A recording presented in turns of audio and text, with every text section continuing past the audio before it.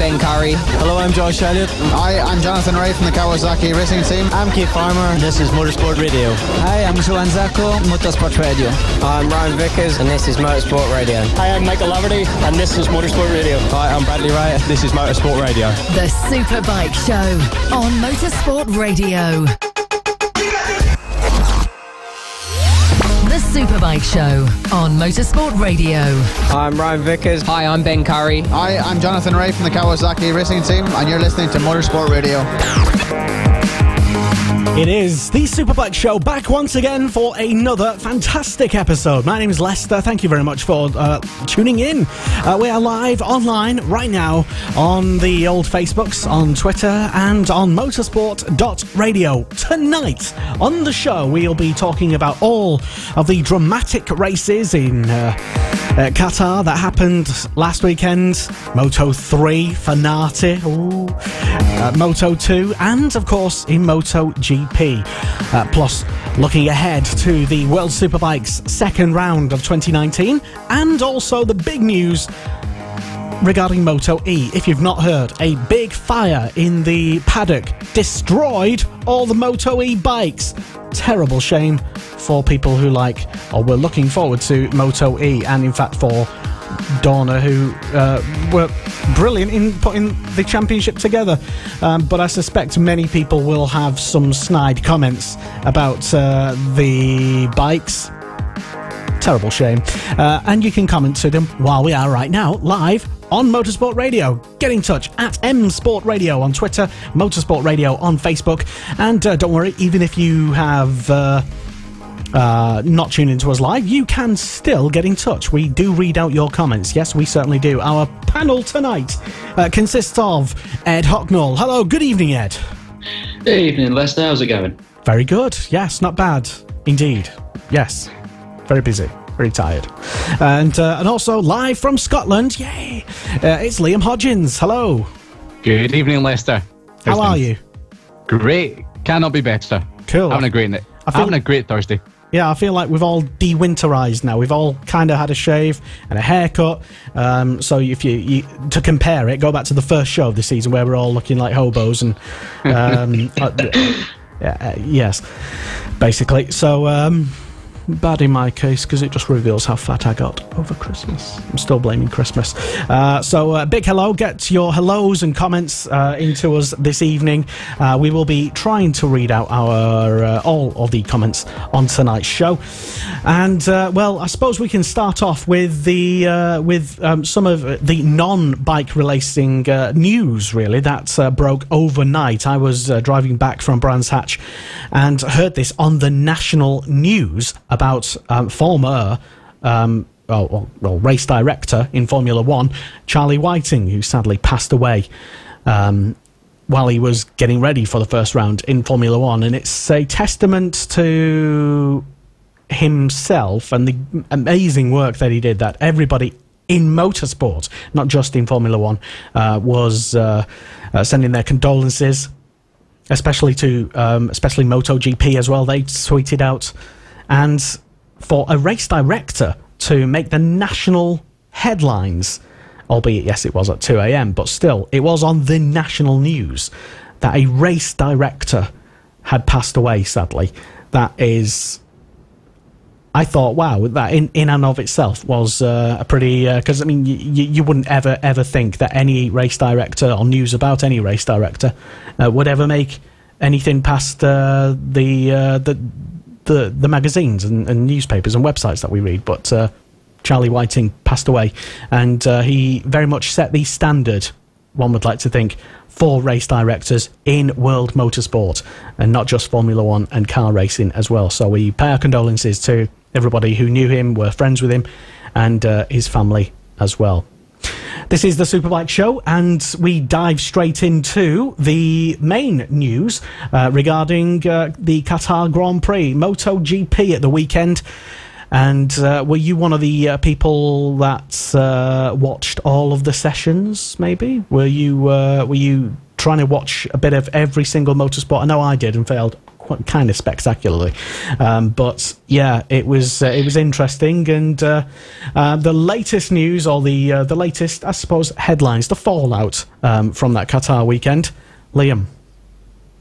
Yeah, so as you might remember, it was an epic duel in the desert in Qatar between Andrea Dovizioso and Marc Marquez. It was like a carbon copy of 2018, but unfortunately, after the race, there was a protest against Ducati, the legality of their bike, from Honda, Aprilia, Suzuki and KTM. They all launched an appeal, which was then rejected. Then the appeal was sent to the FIM appeal stewards, and they referred the case to the MotoGP Court of Appeal. So that's going to be looked at. So basically what's happened is that they're looking at the bottom of the swing arm, which is, it kind of looks like a scoop, like an ice cream scoop.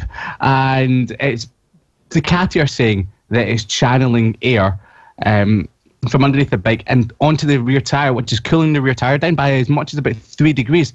Doesn't sound like much, but in MotoGP terms, when the tyres get hot, especially in the desert, then that's a massive difference. It can mean that the bike, the tyre life is a lot better. It means it's not straining the tyre as much. And for all cooling purposes, it means that they can go to the end of the race much longer than the rivals can. But many of them, mainly Aprilia, aren't too happy about this, saying that the device is actually an aero device. It looks like it is, and they are really wanting to get clarification on it, because aero devices are allowed on the main bodywork of the bike, not on anything else. So they're saying it's an aero part, it's illegal, and this is why it's going to the MotoGP Court of Appeal. So if it is an aero device, it's looked at that it can increase downforce, so it means there's less wheel spin as the bike comes out the corner. So when the bike hits about 80 to 100 miles an hour, or maybe a little bit more, when open the throttle, the device will generate less wheel spin, put more load on the rear wheel. Obviously, the rear tyre will heat up a lot more, but in this case, it means there'll be a more consistent tyre temperature instead of spikes that it would get from wheel spin.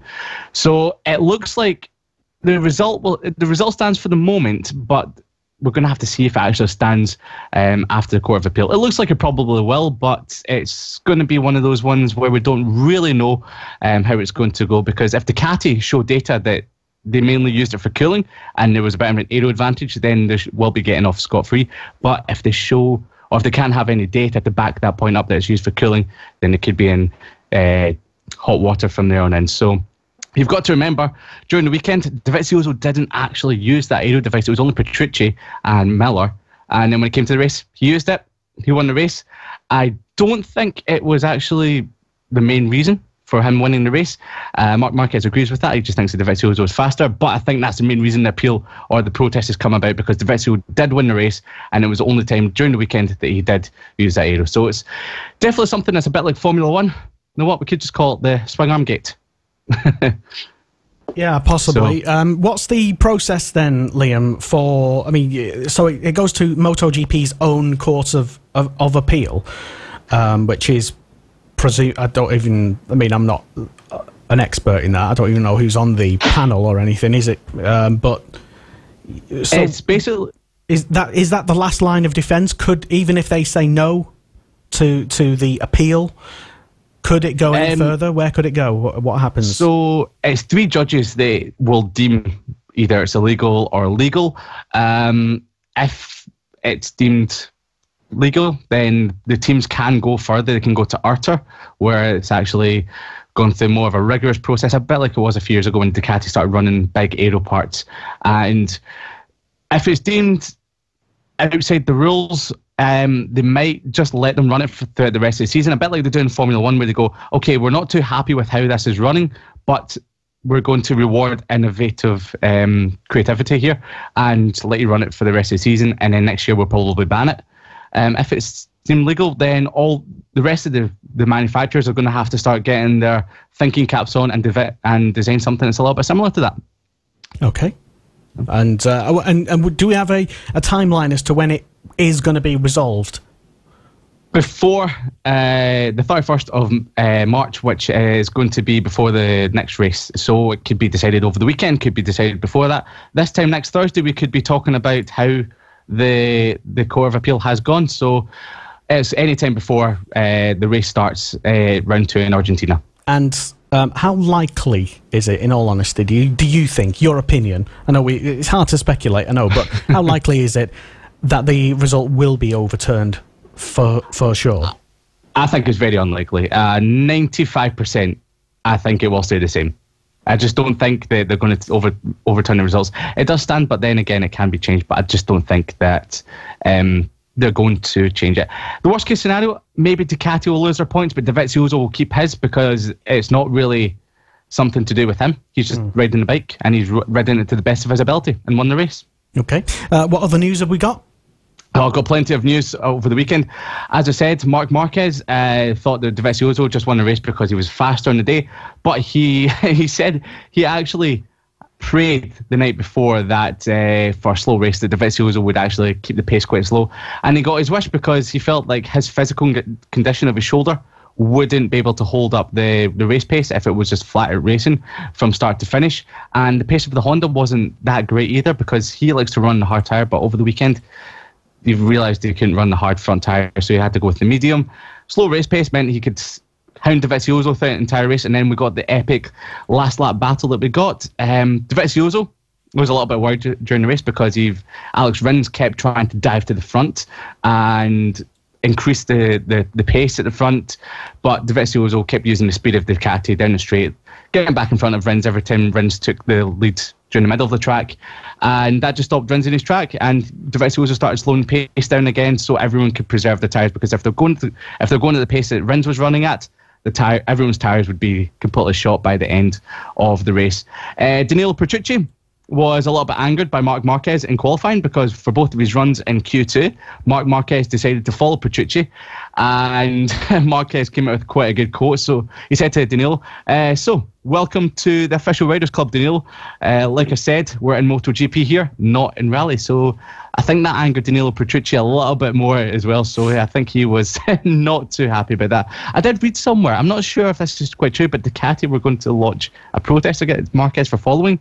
And I think Marquez and everyone were like, what? Are you serious here? This is going to happen? I don't know how real that was. Yeah, it sounds a bit like Ducati are just trying to scare Marc Marquez, but that won't happen. Once again, Yamaha had a really weird weekend. You had Maverick Vinales setting pole position, Rossi down in 14th, nearly a second off his teammates' qualifying pole position. But when it came to the race, they were basically the other way around. Rossi finished 5th, 6/10 off the win. Maverick Vinales was 3 seconds off the win, but finished 7th. So Maverick Vinales wheelied off the line, so lost a bunch of positions in the first lap. He felt like he just couldn't overtake anyone. As soon as he got behind a rider, he lost rear grip, so that meant that trying to set someone up for a pass into the next corner was impossible for him. So that wasn't great. Every time he was in clean air, he could set record lap times, but when he got behind someone, it was just impossible to overtake. Rossi felt like he never had the race pace all weekend, was worried that he wouldn't even finish inside the top 10. But when it came to the race day, like Rossi usually does and his team usually does, they find a setup, and miraculously Rossi comes from near the back of the grid and can challenge for a podium. So they found a setup that balanced the bike a lot better, gave it a bit more load on the rear tyre, pushing the front less, because after 5 laps in practice the front tyre was gone. So that's how he went from 14th to 5th. And also the slow race pace helped him out as well. So I think that none of the Yamahas would have finished anywhere near the top if it wasn't for the slow race pace. Jorge Lorenzo finished 13th on his Honda debut. It was a bit of a horrible weekend for him. 2 crashes on Saturday, one in Saturday morning that you might remember. High-sided coming out of turn 6. Looked nasty. A couple of days later, we found out that he broke one of his ribs. Ooh. So he was riding on Sunday with broken ribs. So managed to finish 13th, which was actually really quite good considering the amount of pain he must be in, because if anyone's broken the ribs knows that when you breathe, it's sore, and then when you laugh, it's even worse. So horrible for him. So fingers crossed his bad luck will be out of the way now, and we can finally start seeing Jorge Lorenzo getting back to full fitness and being somewhere near the front, because we can't wait for that Repsol Honda Marc Marquez and Jorge Lorenzo battle. Fabio Quartararo, great weekend, starting 5th place, but unfortunately that came all undone on the starting grid when he stalled it, managed to fight his way through the field. And you might have forgotten, he did set the fastest lap of the race on lap 3, set it early on, but no one bettered that lap time. So he does have an official fastest lap in MotoGP as a 19-year-old. So he was a third teenager to start a MotoGP race from 2002 onwards. The other two were John Hopkins and I can't remember the other one. Maybe Ed can help me out with that one in a second. Yeah, that's a question for the audience. Who was the other teenager to go on? Come back to me.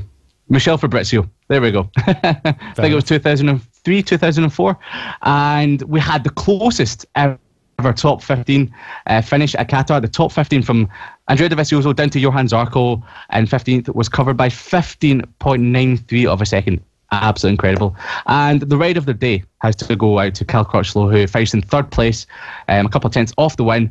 And you've got to remember, 4 months ago, he smashed his ankle in a crash at Phillip Island. So to come back from that is absolutely incredible. To be even riding is incredible because he's still really struggling to walk. Didn't just break his ankle. Literally smashed it. It's like someone put a bomb under his ankle and it exploded.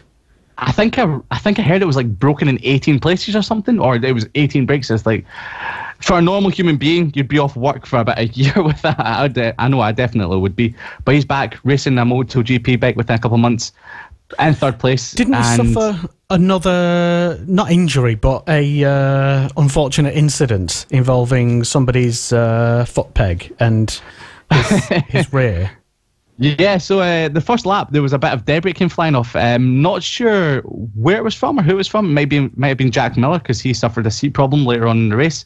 But he did say that foot peg came up and smacked him in the bum, and he had a numb bum for the rest of the race. So, hey, maybe without that numb bum, he might have won the race. You never know. I suppose that might have been why he went so quickly, I suppose. Yeah, try to get away from all the carnage. Getting one of them up the rear, that would certainly make you move. Anyway. But yeah, well done to Cal. And I was going to ask you as well, by the way, Liam, who you thought your rider of MotoGP, of the actual race was, but I suppose you've already told us. But I'll ask Ed, since you've already told us anyway, Liam, who was the rider of the race in MotoGP? I mean, I would have gone with Cal Crutchlow as well. I thought absolute warrior getting back on the bike the whole winter. He's had such an extensive rehab period, plenty of times where he could barely even walk on ankle, or never mind walk. Sorry, even just put weight on it. So I think the most strenuous amount of training he was able to do was actually a bit of road cycling. So there were some serious doubts that he wasn't going to be fit enough for the start of the season, certainly a couple of months ago. But Cal's ever, he grits his teeth, he chews the handlebar grips, to use a cycling phrase, and he just drags himself and his bike around that course. It's phenomenal what he does around there. I suppose Liam's gone for Crutchlow, so I will, for the benefit, pick a different rider. I'd actually go with someone. You don't have to. If you don't want. Well, one other rider that stood out for me, we'll say, was Suzuki's Juan Mir on his debut, and he was flying in the first half of the race. He was beating up the guys at the sharp end of the field. He had the measure of Alex Rins, his teammates, early on, and he was challenging the likes of Marquez. Vinales was wobbling around all over the place at the top, but he was there at the front for the first half of the race. Yes, he tailed off towards the end as the Suzuki gradually wore its tyres out. But yeah, for a debut race in the Premier class, that is a brilliant achievement for him. And it confirms the Suzuki as well has made such a huge improvement. So there's so much for that team and for me to look forward to as the season goes on. So he stood out for me. Yeah, not a bad achievement, you might say, for sure. Yeah. My own sort of not in the race, because he didn't actually start the race in the position that he qualified, but I was particularly impressed all weekend by Fabio Quartararo, and this young lad is definitely going to be a bit of a megastar, if he's not already, and some think he actually is. But yeah, he was generally impressive all weekend, was Quartararo, and it'll be, maybe he'll be the person to take the fight over to Marquez, maybe, or Dovi, who knows. if Yamaha can sort their bike out, because it's seriously lacking in straight line power and in the braking zones as well. But absolutely, he was definitely the one flying the flag for that manufacturer at the weekend. So why not? He's got, what was it, Keith Huron, I think, said on the BT Sport commentary over there, he's young enough to not know what the bike and what he cannot do. Yeah. So if any of the riders is going to push to the very limit and perhaps a bit beyond regularly, it'll be Quartararo. Yeah, he's fearless because he's well, he seems fearless anyway. Certainly because of probably that reason. Yeah, he's not yet had many of the big hits that he's, yeah, if you know what I mean. But yeah, I'd say Quartararo personally. What do you think if you tuned in? Hello to Paul James Bison. If you're still with us, hello, good evening, Paul, and to lots of other people who are who tuned in earlier. Chloe Jones, hello, Chloe, who is Motorsport Award winner, I believe, and a big hello to Paul Vickers and John Summers as well, and lots of people all tuned in live right now. Get your comments in the comments box below, wherever you're tuned in to us, and even if you're not tuned in live, if you've maybe downloaded an audio version of this on Spotify or the Apple iTunes podcast things, whatever they're called.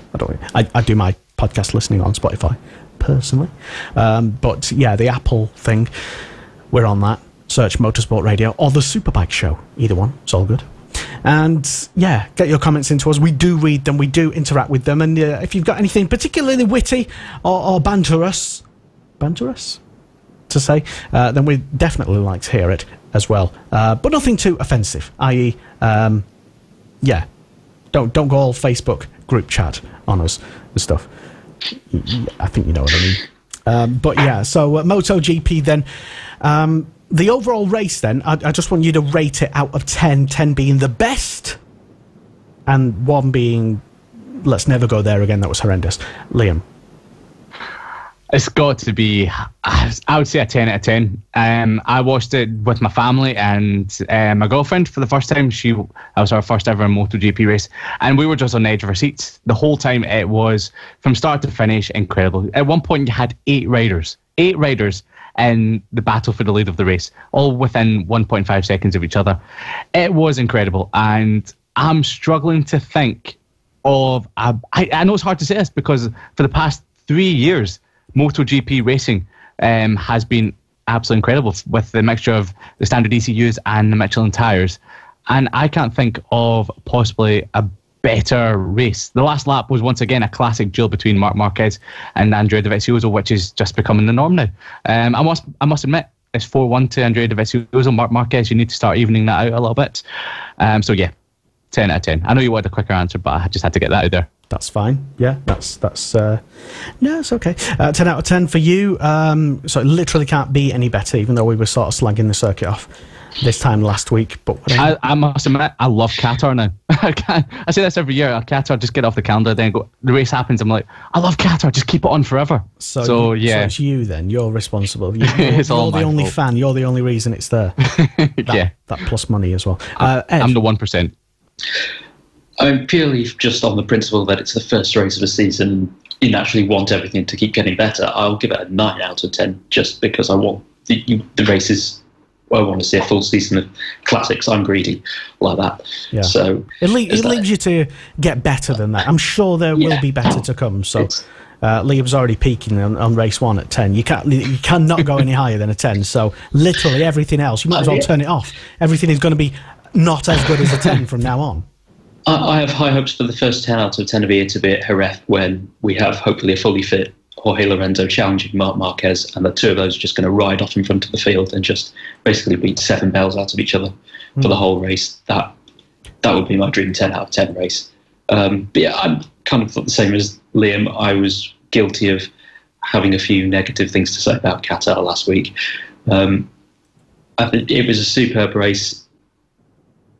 The tracks, there's only so much you could do with the track in the desert. If they could just put a few more large grandstands dotted around the circuit so we could actually get fans there to watch the race, then I will never, I go on record, I will never have anything bad to say about that circuit again. Interesting. Okay. And I suppose it's only right I should give my prediction, based on the fact that I think there is more better to come. And it was a good race. We're not taking anything away from it. It definitely was, it had everything that you want, the whole weekend especially. But MotoGP, I do think that we will, because if you get breathless and start to hyperventilate over like race 1 of the season, then you're going to pass out by like race 3, aren't you? So I'm going to give it a solid 7, just because I've got, for that reason as well, plus I've got extremely high standards. So I'm going to give first round MotoGP out of 10 a 7. Liam's already said 10, and then Ed said, what did you say, Ed? 8, 9? 9. 9. Okay. But what do you think if you tuned in to us? If you disagree with anything, then get in touch and tell us. If you thought it was a load of crap, we want to know. We want to know why you thought it was. Could it have been better if it was if that particular race was at a different circuit, somewhere in Europe, for example? Would it have been a 10? Interesting. Do you have Qatar bias? Which I think is... I do know. It's like an indie band, I think. But anyway, that's the MotoGP roundup, which is also interesting as well. I don't have the image to hand, but for those who haven't seen it, that over-the-line finish, which whoever it was, it might have been the same photographer who captured literally the 2 bikes coming over the line, seemed identical to last year's finish as well. That was a very cool shot, and somebody put a side-by-side comparison. Thought that was pretty good. The only difference was that Marquez was on the other side of Dovizioso this time, so that was the only thing that was a little bit different to it. But at the same time, it was absolutely cool. Maybe 2020, we need more of the same. Exactly. Is that all of the MotoGP news? Is there anything else? Don't think there's no MotoGP. Well, no other MotoGP news at the moment. At the moment, sometimes we get big breaking news during the show, and we've already got our own pile of news, and we're not paying attention. So if anything does break, maybe you're a rider and you're tuned in, and you have some news under your hat that you want everyone to know about, then get in touch. Let us know. Use the comments box. You can send us a direct message. Send me a direct message, Lester Forbes on Facebook, or Ed or Liam. Don't leave them out. Or you can send us something on Twitter as well. Send us a DM. Slide right in. Anyway, Moto2. And that was Moto2. It's improved. Yes, you could. I mean, if you thought the MotoGP race was close, I believe we had the closest Moto2 race, or certainly one of the closest, since the class was introduced back in 2010. It was Lorenzo Baldassarri, Tom Luthi, who gave us a grandstand finish over the final lap. For honours, Baldassarri, the Italian, got the better of Luthi on the occasion. The winning margin was 0.026 of a second as they came across line with... You couldn't split them with the naked eye. It was a proper photo finish for those two, and we expect more of the same. It was a success, as you said. There was overtaking action going all the way down throughout the field. This year, it was one of the first time in a long time I was genuinely excited to watch a Moto2 race, and it did not disappoint. The bike sounded far better than they have done in previous years, with a good growl and a howl from the truck and the machines. It was wonderful to see.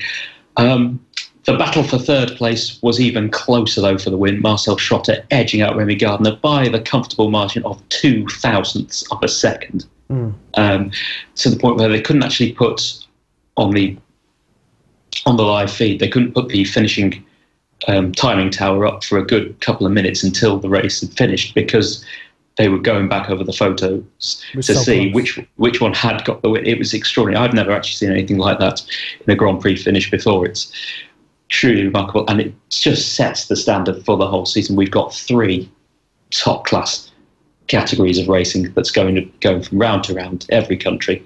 It's, I'm lost for words at how good it was, Moto2. Action was all the way to be had down the field, in particularly one rider that stood out for me was rookie Enea Bastianini. He was one of the many that have come up from Moto3 this year. He was involved actually throughout the majority of the race with a brilliant battle involving the likes of Javi Vierge and Brad Binder, as well as Di Antonio before eventually getting the better of two of them over the final couple of laps. Vierge and Bastianini were pretty much attached by the proverbial umbilical cord throughout most of the race, and we're sure to see the two of those have plenty of scraps throughout the season. But it was a real confidence boost for the rookie. One rookie who didn't have quite a good weekend was Britain's Jake Dixon. Now, admittedly, I do not believe he's raced at Qatar before, or if he has, he certainly has nowhere near the experience of the rest of the field at the circuit. The team he's with, the Angel Nieto team, they understand that. In fact, their whole target for the year has simply been, look, just, get your eye in, basically, in Moto2 class. Learning. They just want to see steady improvement once they get back to Europe and away. So, to be honest, the first 3 rounds officially, they're just race condition testing as far as the team's concerned. Don't crash the bike in races, which he didn't do, although he did have a couple of moments on the Friday practice. But Jake Dixon, very mentally strong kid, as BSB viewers will know down the years. He just dusts himself off, gets back on the bike, and he did improve across the weekend, even though ultimately he finished well down the field, nowhere troubling the point scorers. What actually happened to him off the line? He's, well, for the crashes, you mean? Yeah, I mean, how come he wasn't at least fighting for the top? Well, firstly, it's how competitive the field is. And remember, everyone else in this class have been in the Grand Prix paddock. For years they've come up either from Moto3, have been in Moto2 for years, or in Tom Leedy's case, has come back down from MotoGP for this season. So he's going up against a hardened Grand Prix field. He's come from Superbike, completely different class, entirely completely different style of riding the bike to get used to. So he's got everything to learn. And the conditions weren't ideal this weekend down there. It was unusually cold at Qatar. That's something that can't be stressed enough. I think read somewhere the average was about 10 degrees cooler than when they've not gone in previous years. So tyres were obviously struggling to keep grip. Sand issues as well. There was gusts of wind, so sand was blowing across the track at various intervals. And, if you're a new rider who's never been to the circuit before, it's going to play havoc with you. So, in fairness, perhaps we shouldn't have been surprised the weekend panned out for Dixon as it did, but he'll learn, he'll get better. The team know that, they believe in him. So, all to the good. For British fans, Sam Lowe as well, P6, he had a really solid day at the office. In fact, a solid weekend. Some critics might say perhaps disappointing. He could have been on for a podium as he showed really good pace. But to be honest, given the troubles he had last year, he'll take 6th, first round of the season. It's solid points. Qatar can always be a bit of a lottery. Next time out, even when they go to Argentina, that's another track which will throw up its own challenges completely. So, but Lowe's, he's got off to a solid start, and back with the team, the Federal Rossini team. They love him. He loves them. They're going to be going places, that team. So it was a good start for Britain's main hope in the class. Tough weekend for a couple of other riders down the order, the likes of American Joe Roberts, Moto3 graduates Philip Ertl, and runner-up Marco Bezzecchi were right down the bottom of the field. And they were struggling as well massively with the cold temperatures. One team which had an absolute disaster by their own standards was the MV Augusta team that were racing this weekend. Forward racing team that were... Oh, where are my notes here? Come on, I'm getting to get... Yeah, Dominic Agata was their lead rider, who finished down in 18th place. Stefano Manzi, second rider, was down in 20th place. And their riders were at complete loss to explain why their bikes were not performing as they thought they had, because they believed they'd actually shown quite good results in testing and whatnot. The bikes under examination appeared that they weren't struggling particularly with tyre wear or anything. So maybe the MV Augusta, the engine isn't quite as well refined as the Triumph. Who knows? The team have got a lot of digging around to do to find the cause of the problems and rectify them for when we hit Argentina next time out.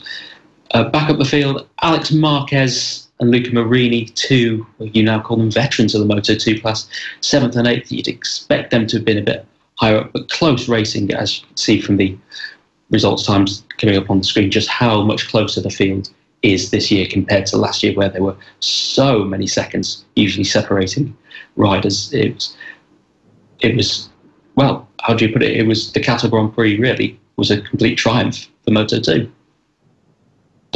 I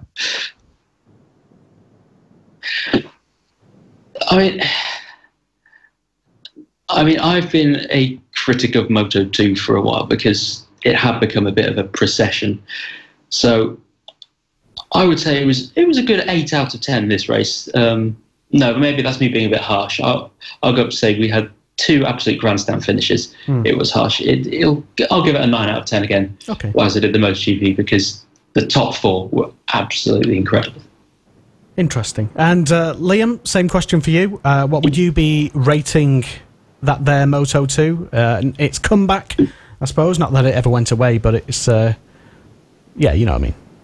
To be honest, I'm going to have to disagree quite heavily with Ed on this one. Shock horror. Yeah, absolutely. I don't know if it's just the standard we're getting in Moto3 and MotoGP, but I don't know. I was not massively impressed by Moto2. I thought with the new Triumphs, with their low-end torque, we might see a little bit less of the running 100% the whole race, because obviously the old Hondas were just, you got to keep the revs up, and it was a lot harder to overtake everyone. So I will rate it 5.5 out of 10. Yeah, to be honest, I was until the last 3-4 laps when Thomas Luthi was catching Lorenzo Baldassarri. Has this got anything to do with your predictions from last week? Because on last week's show, we made predictions, and I forgot, to be honest, what the others said. Anyway, but I said that Thomas Luthi would actually win. And I think you guys were laughing your heads off until he was just one by one, just getting up the order. I think he was like 6th and then 5th and then overtaking to 4th and then to 3rd. And it was like the penultimate lap. And I was like, go on.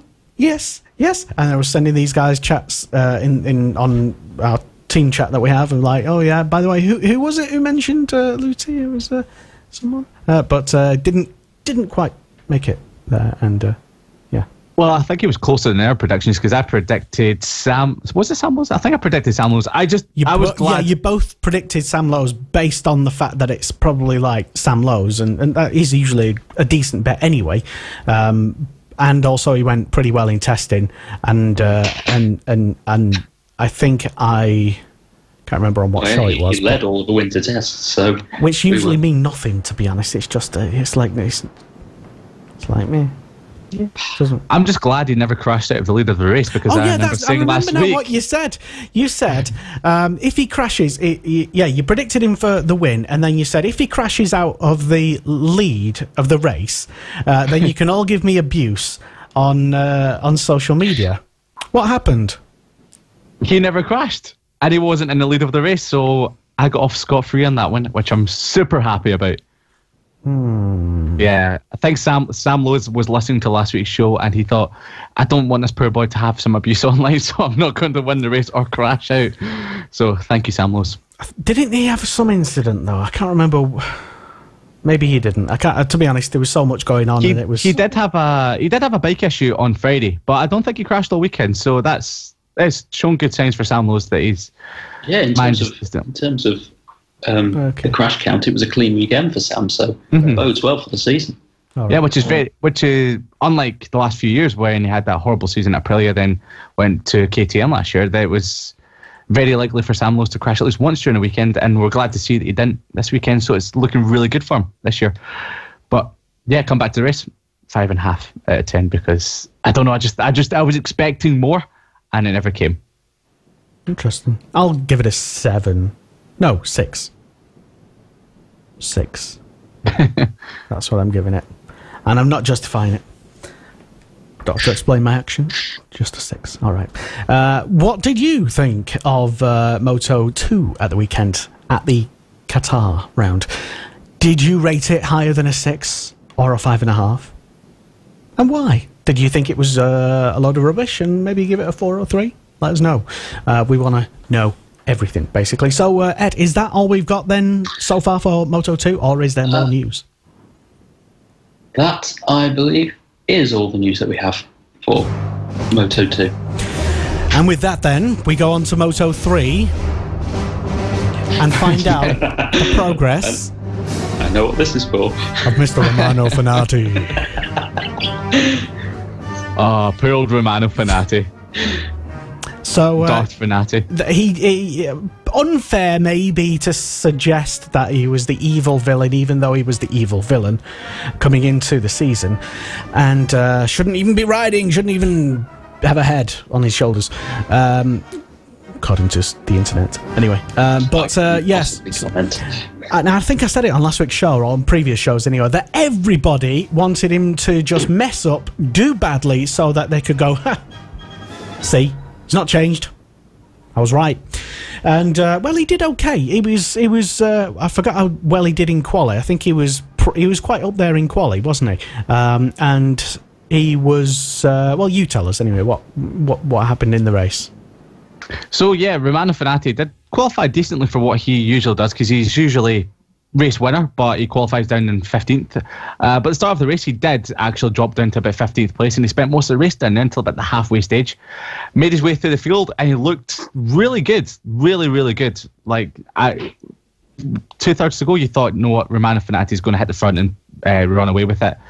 And I never saw him doing this, but he was exceeding track limits at times. He was definitely running wide going into the corners, trying to overtake everyone round the outside, especially at turn one. But a message came up, though. I mean, you push the boundaries and you touch the limits. Definitely typical Romano Fenati. That's what he likes to do. Yeah, but he was definitely giving us a lot of good entertainment through the race. And he was making some fantastic overtakes around the outside of corners, wasn't he? Where some riders were just seemingly too fearful or less experienced to even think about. Well, yeah, the good thing about Romano Fenati is he's an absolute, I was going to say weapon, but not in that sort of sense, but as a literally weapon, fast rider. But he's abundance of entertainment, and just one of those bad boys you like to cheer on in a movie, because you never know what you're going to get with him, but you will get great. Yeah, it's like a love-hate relationship with Romano. But you love to see him up there, because he does provide great entertainment always through. But unfortunately, with about 4 or 5 laps to go, a message came up on his dashboard from race control saying, warning, exceeding track limits. And he mistaken that for, you have a penalty. So what he done is the new, for 2019, the penalty route, turn 6, Qatar, he decided to take that, lost about 1.5 to 1.6 seconds in the process, so he went from 3rd down to 12th, and he never really recovered from that. So he worked his way up to 9th place by the end of the race, and by his own admission, he just misread it, made a mistake, and this time round, he was actually we were talking about him for making a mistake, but it wasn't really a mistake where he caused anyone any harm. It was just him making a mistake. Accept himself. It was like he was just trying to be too good and thinking, oh great, here we go, I'm getting watched already, I better just abide by the rules and do it right away. But if he was just getting a warning saying that pretty much if you do this one more time, you will have a penalty. Does say a lot about his mindset, that he's a bit too much of an apologist now, in that he feels that just because he got a warning, that in his mind translates to, oh, I've been penalised, everyone's out to get me, so I might as well just take a penalty. And he was the first person to ever go through this sort of Joker-style penalty sin bin type area. So, yeah. And he didn't even need to do it in the end, so... Yeah, it was a shame. We definitely missed the fight at the front with them. But then again, the fight at the front was typical Moto3. With Romano Fenati. Without Romano Fenati, it was just great entertainment all the way through, from start to finish. Keito Toba, the young Japanese, 18 years old, managed to take the race win, which was absolutely brilliant, because he's become the first ever Japanese to win a Moto3 race. It's now in its 7th season, and he's been the first Japanese to win in the lightweight class since Tomoyoshi Koyama. You might remember that name in Catalonia 2007. I remember watching a race, and I didn't even realise that was the last time a Japanese won a lightweight class. So when I heard about that, I was like, you're serious? I remember that being a great race as well. So it's great to see Keito Toba and the Japanese winning again in Grand Prix, because you love the Japanese. They're great riders. They're fantastic to watch. They've got no fear. If you remember the late 90s, early 2000s with the Japanese riders in Grand Prix and then World Superbikes, they were just some of the best racers to watch out there. Funnily enough, the Moto3 class had the biggest winning margin of 0.053 of a second. So the Moto2 and the MotoGP class was a little bit closer, but the top 11 were covered by less than a second as they all crossed the line. Unfortunately, Scotland's John McPhee missed out on that, and he finished down in 13th. Looked like he didn't quite have the confidence on the brakes and just got beaten up too much going into turn 6. So he made his way up from a bad start, where he dropped into about 19th, got his way up to about 7th place, and then with about a few laps to go, he just started getting knocked back a little bit here or there. So it was a fantastic Moto3 race. Lots to look forward to as the season goes on. We've got new people up at the front, Kato Toba, for example. We've got lots of young fast kids coming through. Chanon Chu will be up there at some point as well. Yeah, he had a good what happened race to him, by the way? I just think it was that he just doesn't really know the track that well. I know he's had a bit of testing there, but for kids that have never raced at any of these tracks before, it will take a bit of time compared to everyone that's raced them year on year. So he did finish respectfully inside the top 15, but he was a few seconds off the lead battle. But when we get back to Europe, the tracks he knows, I think we'll see him further back up the field and actually battling for the podium and possibly race wins. That's basically all we have for Moto3, apart from a few wee crashes. Turn 6 Moto3 racing is absolutely horrible for bottlenecks, and we had a few crashes. Fortunately, no injuries throughout the weekend, which is always great, because that means we'll have everyone fighting fit for the next round in Argentina. Okay, yeah, and there was, as I think you might have mentioned, apologies if you have already mentioned it, I was paying attention, but less than 1 second covers the top 11 finishers in Moto3, and rather typical for regular viewers of that their Moto3, that they'd be, I think it's a surprise that there's only 11 covered by 1 second. It's usually like half, it's usually most of the field, isn't it? Yeah, it's usually the top 20 or something. Yeah. One thing I would like to point out is the racing in the dusk for Moto3 looked absolutely glorious. So I want more racing like that. Later start times, please. It was just going dark, wasn't it? Yeah, and you had the sun in the background as they went through the triple rights, and it looked amazing. So maybe the MotoGP race could start at that time next year. Who knows? Yeah, potentially, or maybe it, I don't know, doesn't even go to Qatar at all. Even though they've just signed a thing for like 2,200 or something. But whatever. A big hello to Lance, who's tuned into the show, and he is asking us, what do we think about the proposed street race? This is, remind me, this was in Lombok, Indonesia. Thailand? Yes. Indonesia, yes. In Thailand. Yes. Was it there? Is it Thailand? Thailand. I think it's Thailand. Yeah, Lombok Island. That I do know a little bit anyway. I suppose that's to look forward to. It was a joint deal to get World Superbikes there as well. That should be interesting. I don't think we have anything bad to say about it, really. We're all kind of excited. But what do you think, Lance? Are you looking forward to it? Let us know. And if not, why not? What have you got against it? But yeah, it should be, I think, interesting. That's the general consensus. See how well it goes. And it's not actually like it is a street circuit, because they have already said, the tourist board there in the country, that it's effectively going to be a circuit because of the way it's going to be entirely retarmacked and repaved with performance asphalt or whatever it is. Better than Silverstone's probably. Sorry, it does look a bit like Albert Park, the Formula 1 track, because it's going to be a road circuit, but it looks like it's inbuilt in a park as well. So yeah. I think they're going to build it and then turn it into a road. I would like to say it was Indonesia, not Thailand. Thailand was in my mind because World Superbikes are there this weekend, so that's why Thailand was in my mind. And hello to everybody tuned in from Indonesia as well on the old MotoGP Facebook groups. Hello. I'll translate that into hello. Does anyone have any particular pertinent opinions, Ed? The last week, I've actually grown. It's the idea of it's grown on me, because I think it was either Autosport or Motorcycle News. They published one of the stories, and in it they had a computer-generated image of what the circuit will look like out there. And yeah, the attention to detail in terms of the track safety has gone in there, which is the biggest concern, obviously, with running street races, is it looks better than a lot of permanent circuits. I mean, there's so many gravel traps. There's lots of long run-off areas to slow the bikes down. And it'll be full of character, considering the setting that it's in. Yes, it's easy to imagine with Indonesia, given that motorcycle racing and the passion for motorcycles in general over there is just so huge. You could easily see that there's going to be spectators lining the circuit all around the course. So it looks like the organisers, they've certainly really thought this has been quite a few years probably in the planning. Because to plan all the safety aspects for any Grand Prix circuit, but particularly a street circuit, takes so much time. But it looks really good, actually, and I really hope they do actually get this project off the ground and we do actually go racing there. Yeah, certainly. I think, and as I said, I think that is most people's general consensus about this new quote street race, even though it's not technically it is technically, but it is and it isn't, if you know what I mean.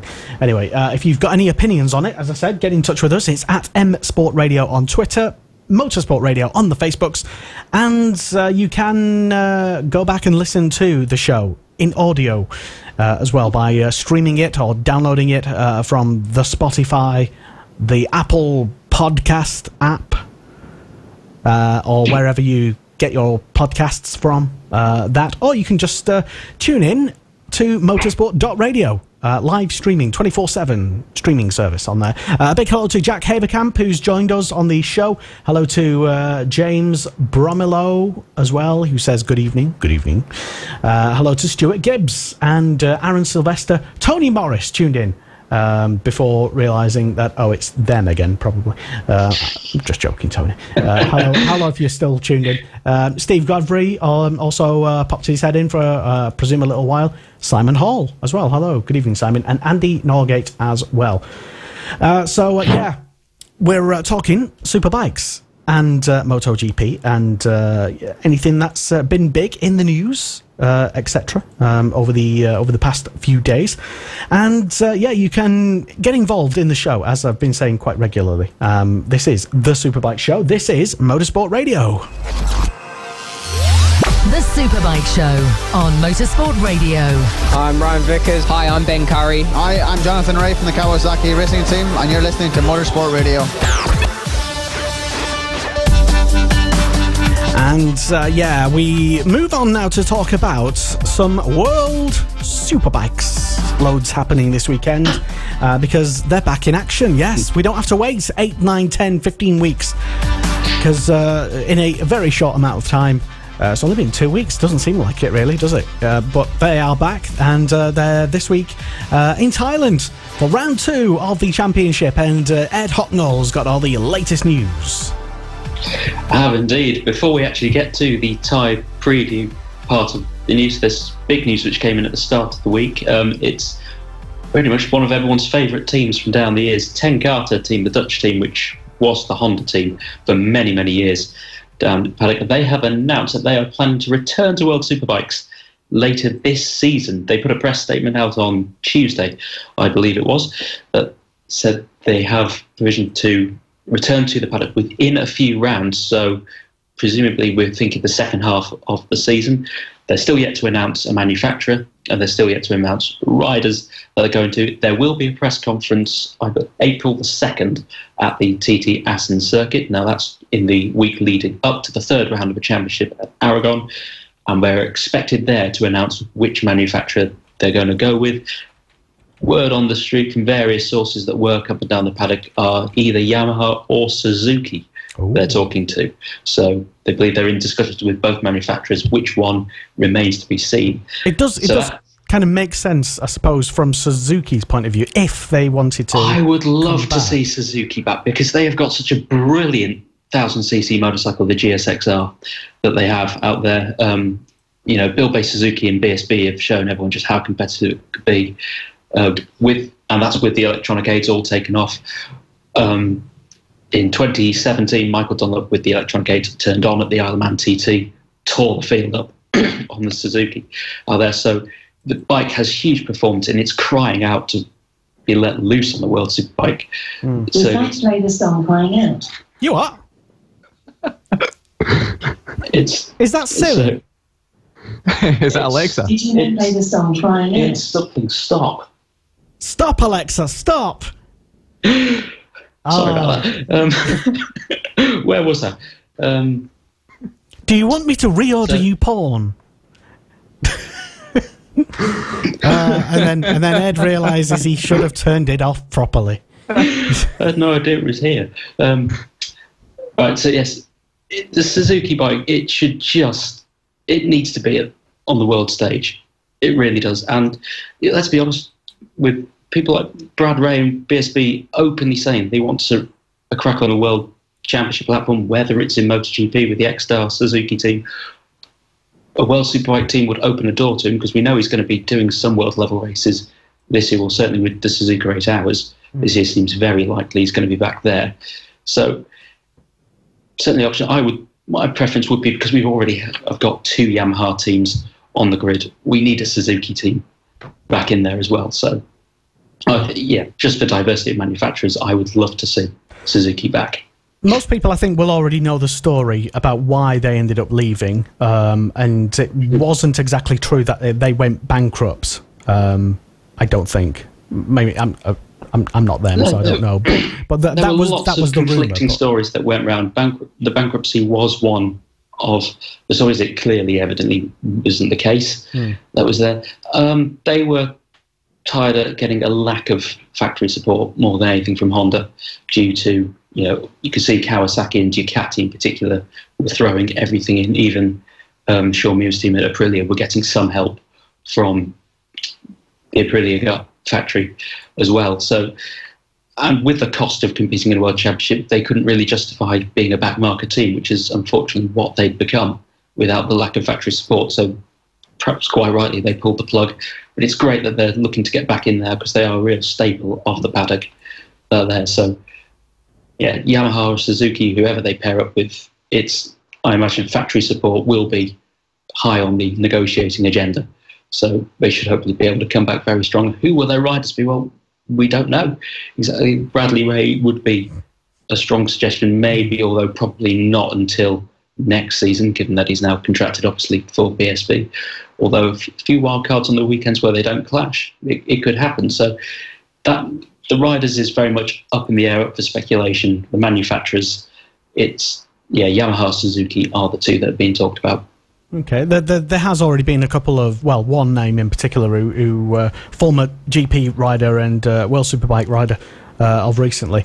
And if you want to know who, go to our website, motorsport.radio, for the latest World Superbike news. Yay! Keep up to date with that. It's all good.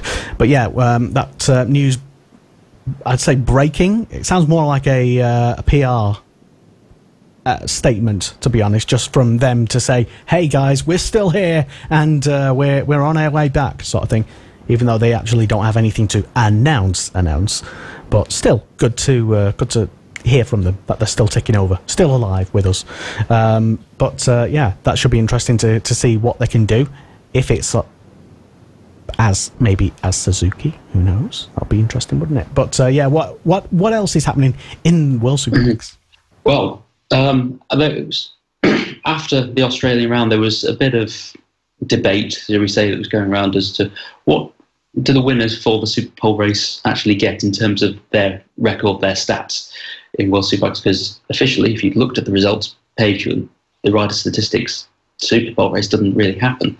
Dorna have announced today that the Super Pole race will now be regarded as equal to the 2 feature-length races in the riders' records, i.e. that if you come first in the Supersport race, you are given it as a race win on your record. Podium finishes also count towards that, even though there's no podium ceremony. But they moved to tidy up and recognise formally the top 3 riders in the Superpole race. So that's moved forward. So retrospectively, Alvaro Bautista now has won 3 World Superbike races rather than just 2. did seem very unfair, as per my rant on last week's show, that because I was looking through the stats, going back through history, as I sometimes do, and Bautista taking a clean sweep, so that the world believes anyway.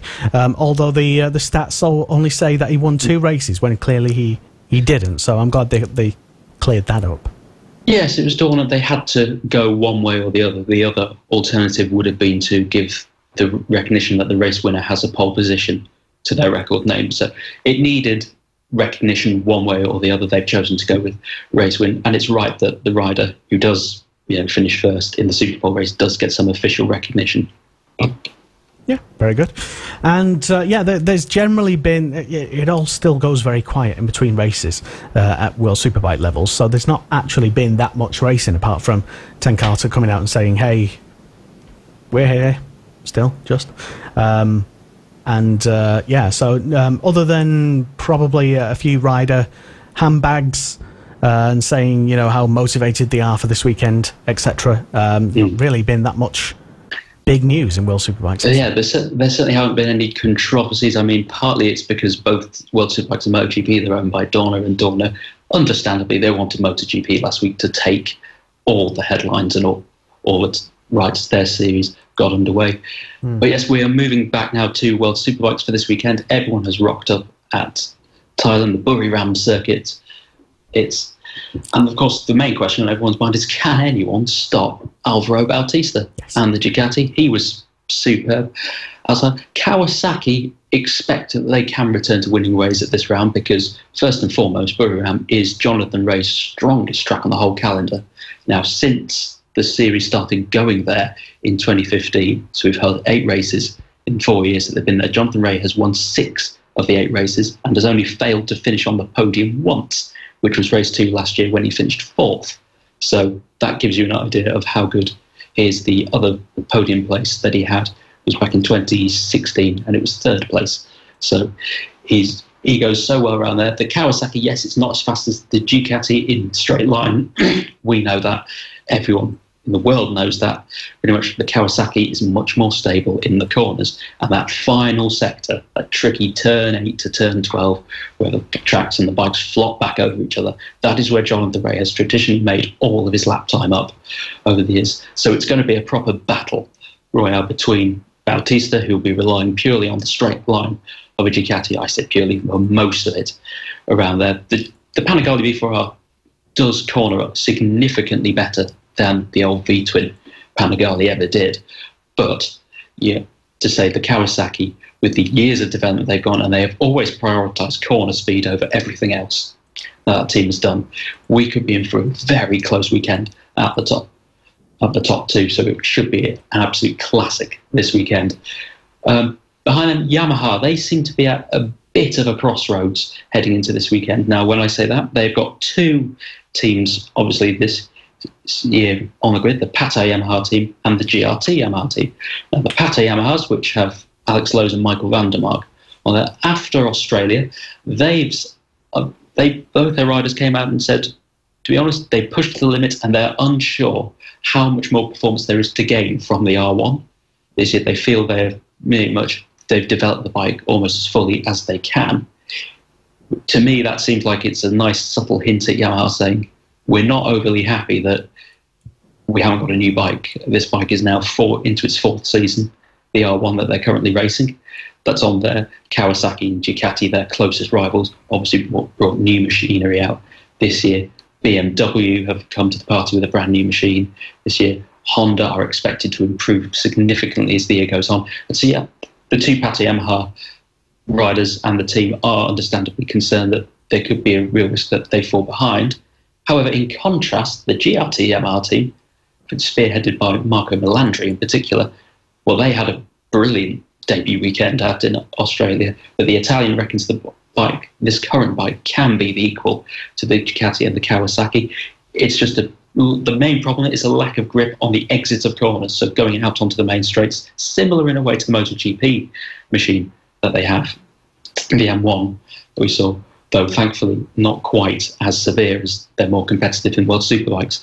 But Marco Melandri very much is confident that the team will continue to improve and gain to the back.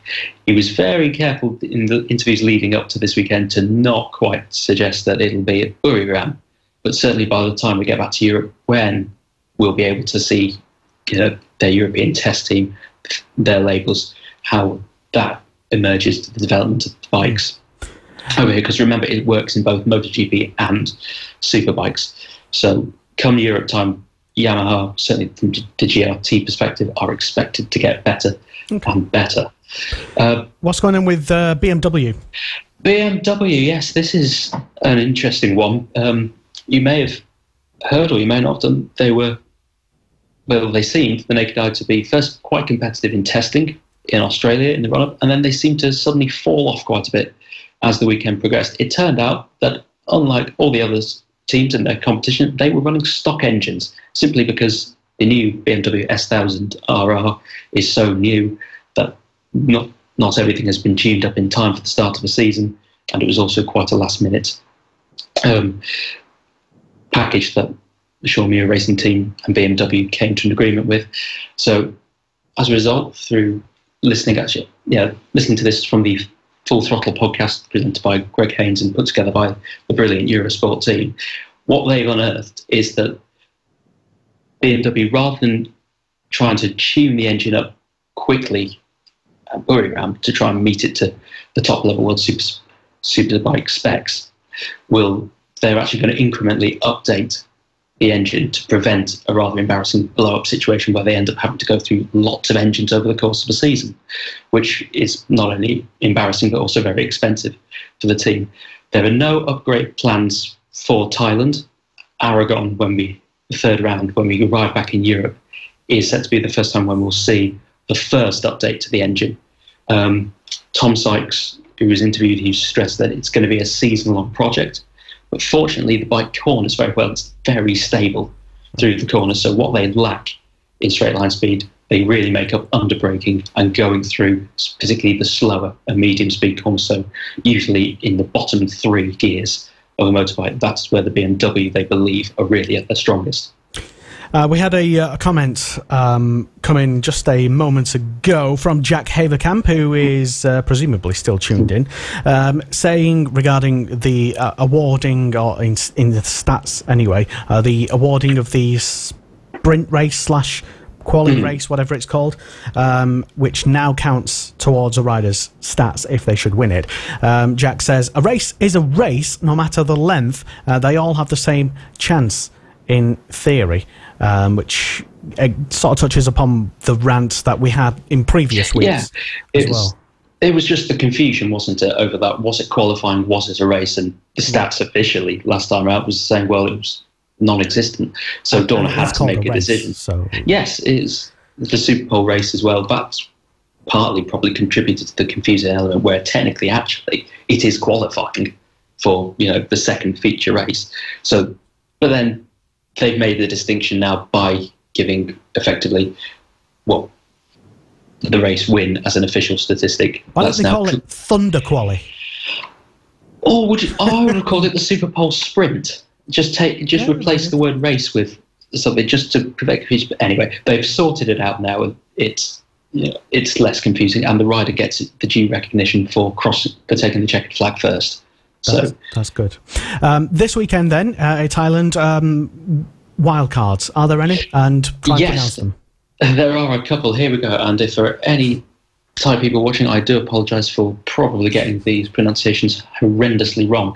World Superbikes, we have one wildcard who's making his debut in the class. It is young Kisipong Warakorn, who is going to be riding for the Thailand Kawasaki racing team this year. Now, he should be familiar to a few of you out here, as he has raced before in international stage. He was in World Supersports back in 2015, and he's raced in MotoE on and off over the last 2 seasons, so 2017 and 2018 as well. So he's been around a bit, he's done a lot. He's the only wild card we're expecting in World Superbikes, which takes us up to 19 entries for this round.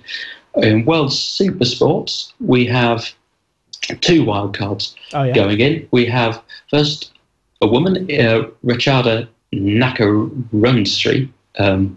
I've Good attempt. Yeah, I'm sorry. I don't know how to pronounce them properly. She will make her world stage debut that weekend in the intermediate class as well. Potentially, history on Sunday will be made when, if she can get, or both of the women on the grid can get to the start line.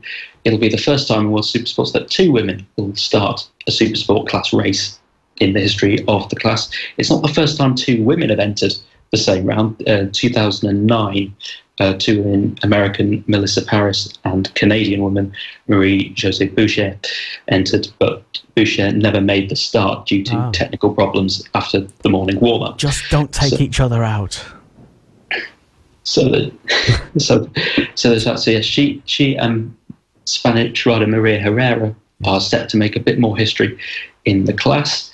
There is also, who was an injury replacement coming in for the Hartog Racing team in World Supersports. So Tom Hartog, who is the regular rider for the team that bears his name, he was injured at Phillip Island a few weeks ago. He's been replaced by Philippine rider Timothy Cua Alberto, who he will be the first Philippine rider to race in the 600cc class this weekend as well. And I believe it is his first appearance on the world stage too.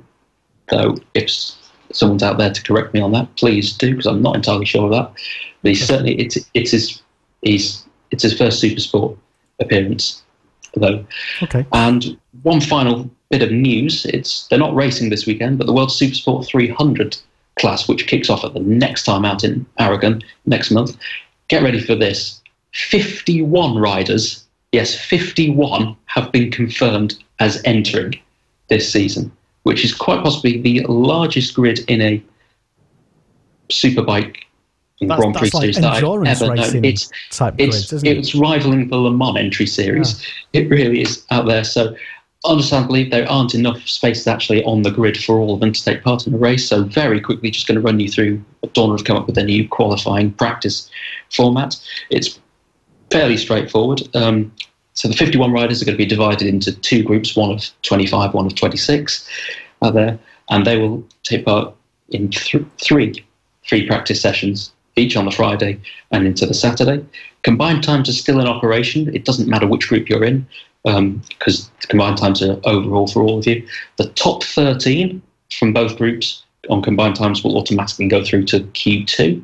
So the next 20 will have to fight through Q1, and with the top 2 going through and into progressing into Q2 with 15 riders there that will fight for pole position. Now, what happens to the bottom 18? This, I have a feeling, could be dynamite. They're not going through a traditional qualifying format. They're going to take part in what's going to be known as the last chance race. Ooh. So it's going to be... How many go through from that? So the 18 are competing. Only the top 3 are going to qualify, because there's only 36 places on the starting grid. I'll try and make sure to watch that, because that sounds like it will be chaos. That will be mental. Yeah. And for that reason alone, it's going to be absolutely well worth watching it. And what about for the other 15 riders who don't make it and the teams? That's it for their weekend. If you don't get through the last chance race, don't they even get their bus fare home? I'm sure if they're nice to Dorna, they might. Thanks for coming. Come far, yeah. Brazil. It's just one of those things, isn't it? That there's just not enough space on the grid for 51 young riders, and we saw last year in this class and in Moto3 and in Junior Supersport that, really anything over 30 riders, and it's a very long day out for the marshals. So it's the only way they could do it. It's going to be fantastic, I think. I'm going to call this now 2019. It's the World Superbikes and indeed the MotoGP season, for motorbike racing in general. It's the year that's just going to keep on giving. What happens if no one finishes that race? Does anyone go through? Either no one will go through, or someone will be sitting in the Dorna trucks and they will be trying to work out who out of those 18 had the 3 fastest practice times and give them through that way. I can't see a scenario where all 18 aren't going to finish the race, thankfully. Although I do know of a motor race I think it was like 2016 this happened. It was at Silverstone. It was a car race. I won't go into details about it. It was a club level thing. But all of the drivers failed to finish by way of the fact that they all thought that the checkered flag had come out earlier than what it did, and so they all piled into the pit lane thinking that the race was over. The race wasn't over, and nobody won the race because they were all in pit lane. That happened. So did they not cross the finish line as they were going through pit lane? Was some of them not parked far enough down the garage? No, it was literally they were all registered in the. It was a real head scratcher at the time, and it needed a lot of explaining. But that's what did actually. Fortunately, with junior categories, I can't see that being a problem because usually it's the complete opposite problem. I don't know. I mean, they normally try and race an extra 2 or 3 laps, and if the marshals aren't fully alert to it with the race control, every Moto3 race or Supersport 300 race will go on for another half an hour. So, I mean, even experienced riders like Fanati, he's mistaking penalties and he's coming in and to penalty boxes and stuff. If it can happen to Fanati, poor old innocent, hard done by Fanati, then it could happen to anyone. I feel so sorry if Fanati was watching this. Just getting an absolute hammering off of Leicester. I never said anything. I'm sticking up for him in my own underhanded way. If you tuned in, by the way, Romano, you're more than welcome to come on. He's not tuned in. But yeah, so World's, what is it? What did you say it was? Supersport 300? Yes, World Supersport 300. Has 7,000 riders all clambering to, I don't know, It's going to be amazing, and we'll of course do a full preview of that. Why did they even accept 51 riders? Did someone mess up at Dorna or something? Well, I think to Dorna's credit, they just want to promote as much top young talent coming through the ranks to give them a chance. They know how expensive Moto3 is for a lot of people, and especially for people, if you don't win their big cup competitions like the Rookies Cup or the various Asia Talent or the British Talent Cup, it can almost be a dead end if you haven't got an infinite supply of money. So Supersport 300 was set up really for that reason, the renamed European Junior Cup. I can see it happening at places like Silverstone at the British Grand Prix, where, I mean, Britain is kind of like a hub, and that could easily accommodate 51 potential qualifiers. Yes, I don't know. There's very few other circuits, though. World Superbikes, they don't even go to Silverstone anymore. So, let's talk about Darlington. The equation. I'm actually just trying to think quickly off the top of my head if there any circuit. I suppose if they painted enough grid slots, you could easily do it at Qatar, because that, the kilometre-long straight, which incidentally Supersport 300s are going to Qatar. Don't give them ideas, Ed. So there'll be a press release in the morning saying that 5,000 qualifiers. I think there's enough space in Argentina and Portimao as well, although they're not going to Argentina this year, sadly, despite how good that track. But there's definitely space at the likes of Portimao and Qatar, should they want to try and get all 51 on the grid. But yeah, just to go back to your question, it is they've let so many in to promote the top junior talent from mainly European countries, but also around the world, just to give them their first big break in World Championship racing. So I think good on them, Dorna. Yeah, Liam? Yeah, absolutely. I can't wait to see how this is going to go. Young riders coming through, they're all going to be so hungry for success because, as Ed was saying, it's like they've not eaten for a year. So, as Ed was saying, a lot of them missed out in Moto3. We've actually got a lot of riders that tried to get into Moto3 that never had the budget, so they're now in the Supersport 300 class. And to be honest, the racing is just as good, or something like even better than Moto3. You can get at least about 20 riders all battling out for the win. And especially, I'm just a little bit gutted there won't be 51 riders on the grid come the start of the season, because I think 51 young kids battling it out, you never know, you could start near the back of the grid and still win the race because it's all that close. Doubt it, but good try. Maybe to I don't know, give them a bit of credit rather than be somewhat cynical about everything that they try. Dorna, I suppose, yes, to back up what Ed's been saying as well. They're just seeing really how it works. And if it is a good format, if it does turn out to be really well, and it is possibly something that they could repeat at other rounds, maybe, then they could be. I mean, that would be the level, I would suppose, to do bold attempt of things like that, I suppose. And why not? Because, like you say, if it works out really, really well, you could go back to the old days, of which I'm not a big fan of, for the record, and say, well, let's have 51 qualifiers in World Superbikes and just, see who makes it through. That would be interesting, wouldn't it?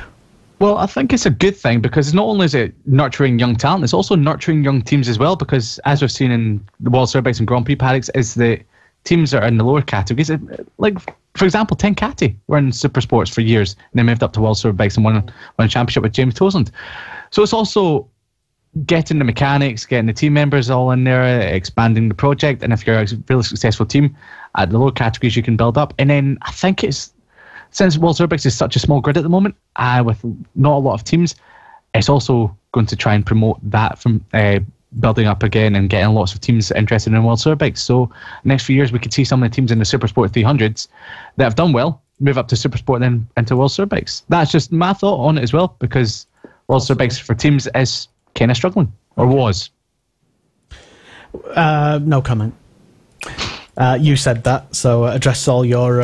it's getting better, though. Yes, it's... Yeah, well saved. But, just in case Kiko's watching. Yes. But, yeah, so is that all we've got then for... the times. What are the times? When's it on? When can we watch it? That is... Good question. It's early in the morning, not quite as early as Australia. I believe the two main feature races, so Superbike Race 1, Superbike Race 2, the Saturday and the Sunday, I believe they are around 9 a.m. If you just give me 1 second, I will have the right sheet up to be able to tell you. In fact, here we go right now. Okay, so all the times coming in UK time, World Superbikes, the Super Pole session on Saturday morning, 6 a.m. until 6:25. Well, I might give that a miss. It's not... I'll probably be able to watch it, to be fair. But yes, Superbike Race 1 on Saturday is at 9 a.m. And then on Sunday, it's the same times. Superpole Race on the Sunday, 6 a.m. with the concluding Superbike Feature Race 2 at 9 a.m. So it's a little bit better than the Australian times, even though it still robs you of your lines at the weekend. You'll be glad to know that it doesn't clash with the Formula 1, if anyone watches Formula 1 and World Superbikes. I wasn't even thinking about What's Formula 1? I don't know, some car race. Interesting. By the way, I should mention as well that if you are, and I think this offer expires on Sunday, we're not getting paid to promote this in any way, it's just literally a bit of consumer advice. If you don't yet have the Eurosport player, because or you're not a subscriber to Eurosport, or you don't get it through your Sky package or whichever TV package, then you can get a full season access to the Eurosport player right now. Stream it, so literally wherever you are in the world. If you're at a racetrack yourself and you want to put World Superbikes on, it was £40 for the season, and I think that's what you paid, Ed. But for a very limited time only, till Sunday, I don't know what time Sunday, so maybe check it out right now. They are giving you access to all of the sports on Eurosport, and I think they're promoting it as part of like a cycling promotion, but still, it gives you access to World Superbikes, BSB, everything that they do. It's available now for £20, £19.99 I think I paid for it. I've already purchased it, and even if you miss a race and you don't have Sky, so you can't record it or go back, you can still sort of watch it back on demand whenever you want. That's part of the reason I got it. And for £20, you can't really have a moan about that, can you? So. No, and you do get a lot for your money with the Eurosport player, particularly if you're a BSB fan out there, because on this Sunday in particular, they have, if you've ever been to a BSB race, you know how they have the morning warm-ups, and then there's a whole load of support races in the morning. All those races in the morning are streamed live on the Eurosport player before the TV broadcast goes out in the afternoon. Yeah, and they are still available actually from at least Brands, where the first thing I did actually was go back to Brands and check out some of the support races that they didn't actually show on the actual main plus you get all the endurance races as well. For the Endurance World Championship for the motorbikes as well. The first round coming up in the middle of April, which is the Le Mans 24-hour moto race. And for anyone that likes their immersive experience of looking at races from different perspectives, you can also get a multi-camera view, so you can choose which way you want to watch a race, which is quite cool. That's something I love doing. Just looking up onboard cameras of riders when in a scrap midfield, so you can definitely do that as well, which is part of the play. Didn't even know that, so there you go. I just had a wee look. Cool, excellent. So like I said, we're not getting sort of any promote like anything to promote that. I just thought it was a good offer, and I put it up on the BSB Facebook group and the fans group in midweek. Even though it does have a big picture of men on bicycles, it literally, you buy it. It could be whatever. You can still watch BSB and World Superbikes with it as well. So that should be good. I urge you to go and get it anyway, so you can at least just keep up to date with World Superbikes, which is continuing to get better and better, isn't it, Ed? Absolutely, it is. I would just pick up something that Liam said earlier about how I said they're struggling for teams. I don't think they are. Yes, they've gone for a small grid, but they really have gone for a quality field this year. 2019 has kind of been a reset year. They don't want people in there just making up the numbers. So every rider and every small independent team out there has proven pedigree in the class. And it's one of the reasons that has been alluded to, that's why the Supersport and Supersport 300 fields are so much larger these days, is that they are breeding grounds for teams to grow and make the step up eventually into the Superbike class as well. So Dorna's got a real long-term vision for World Superbikes out there, and this is the year where it's visibly starting to come together, I think. Okay. Excellent. Right. So, your continued comments that keep flooding in and stuff. I'm monitoring all the social media activity, making sure that there's no big breaking news, etc. A big hello to Paul Vickers, still tuned in. Hello, Paul. And to Darren Lawrence as well. Hello. Good evening, Darren. This is the Superbike Show. This is Motorsport Radio. And my name is Lester, Ed Hognall and Liam Hodgins here with you, usually every single Thursday, usually live, unless we've got other stuff going on. Whatever. We're talking about everything from BSB, which is next, to World Superbikes, breaking news, for example, and also MotoGP. Yeah, we don't discriminate. If it's good motorcycle racing, then we'll talk about it. Excellent. On the Superbike Show on Motorsport Radio.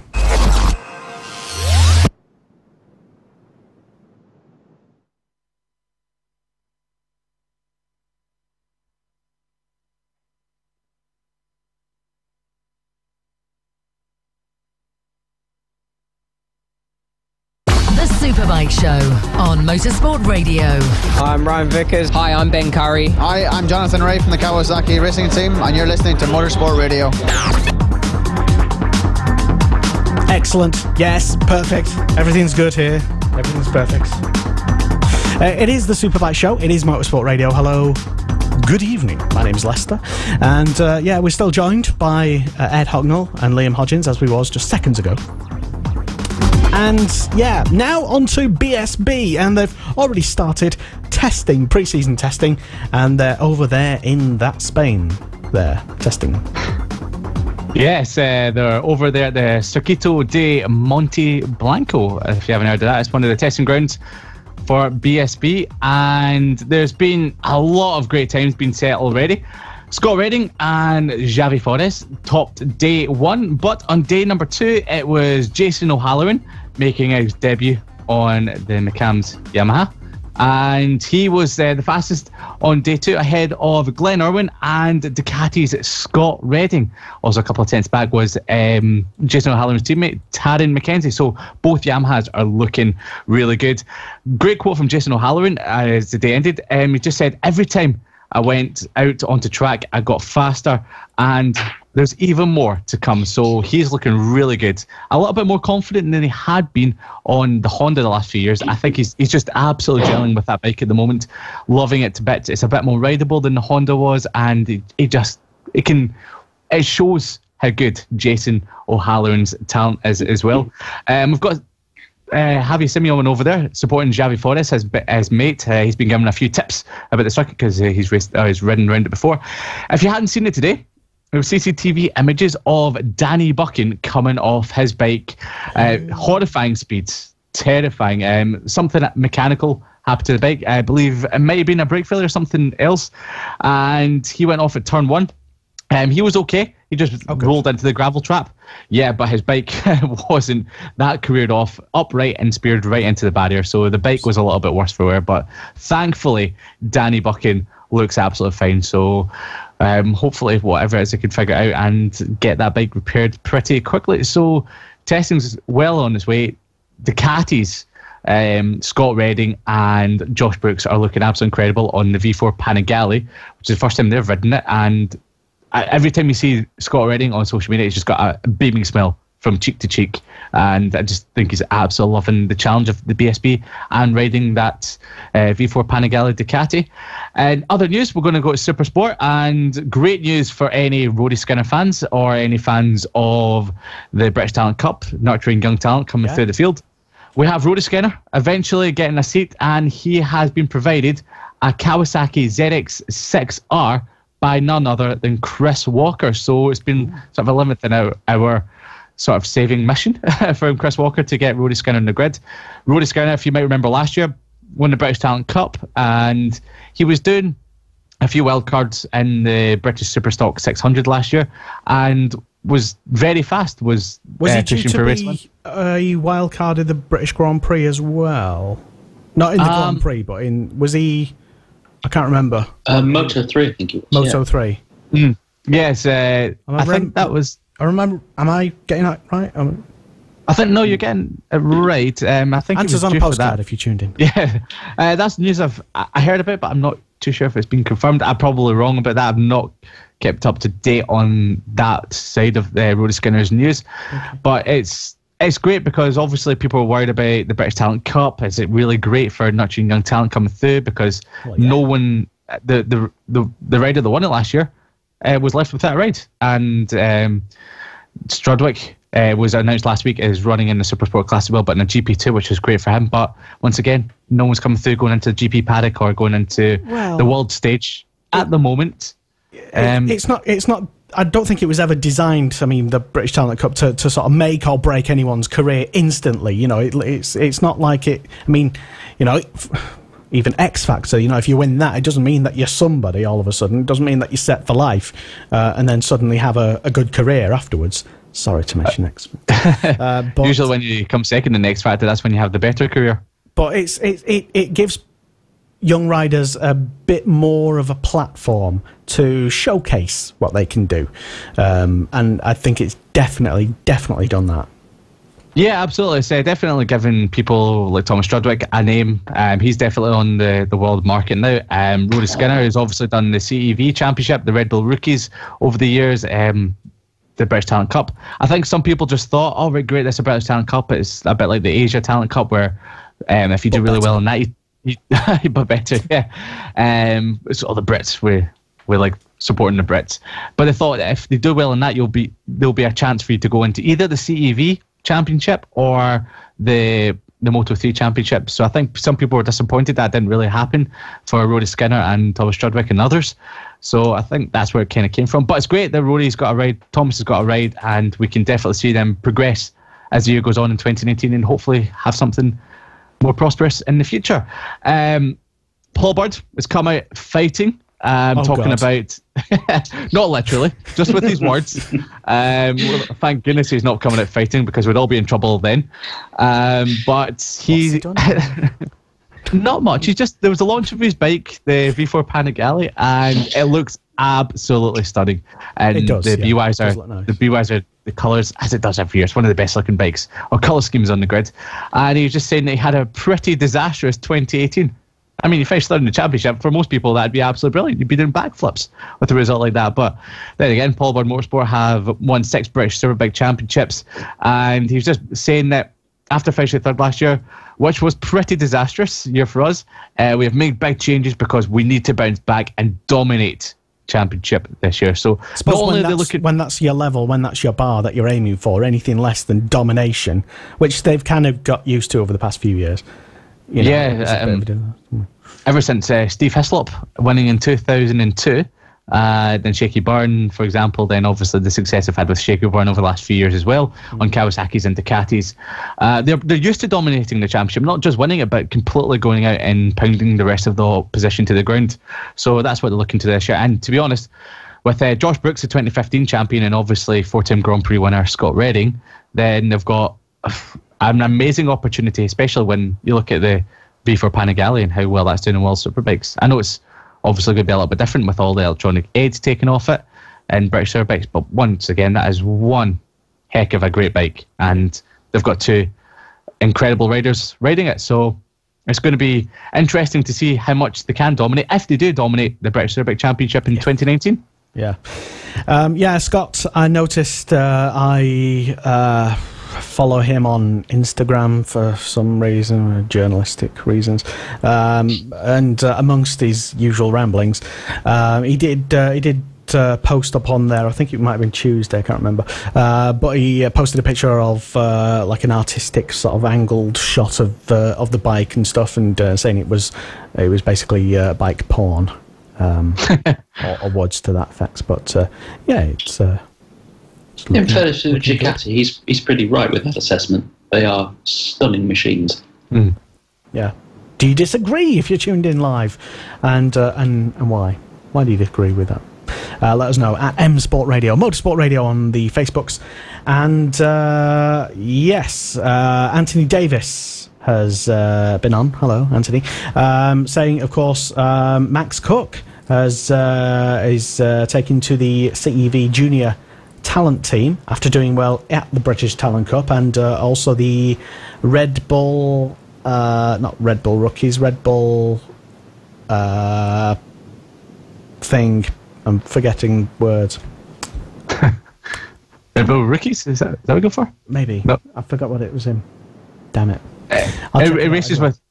It goes around with the MotoGP during the European season. Is that the Red Bull Rookies? Yeah, that's Red Bull Rookies, yeah. Okay, I was right first time, see? Yeah. So, yeah, that. Anyway, Max Cook doing pretty well. He's definitely not only just on his way to, I would say, you know, if he doesn't put a foot wrong in the next season or two, he might be. Yeah, I've got to thank Anthony Davis for that, because that was a bit of news that completely went over my head again. Forgot about it. Remembered when it was announced and just completely forgot about it again. So that was great for that reminder. Thank you. Yeah, he did. I think Max, in a earlier interview at Motorcycle Live, I think he told us that when we were chatting to him about his plans for 2019 as well. So yeah, good luck, Max, if you tuned in. He's probably busy riding and stuff.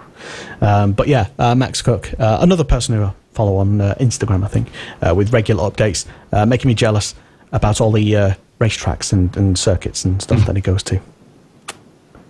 Anyway, so yeah, BSB, not that much sort of headline BSB news, really. There's been no, like, massive, do you know what I mean, dramas or shocks.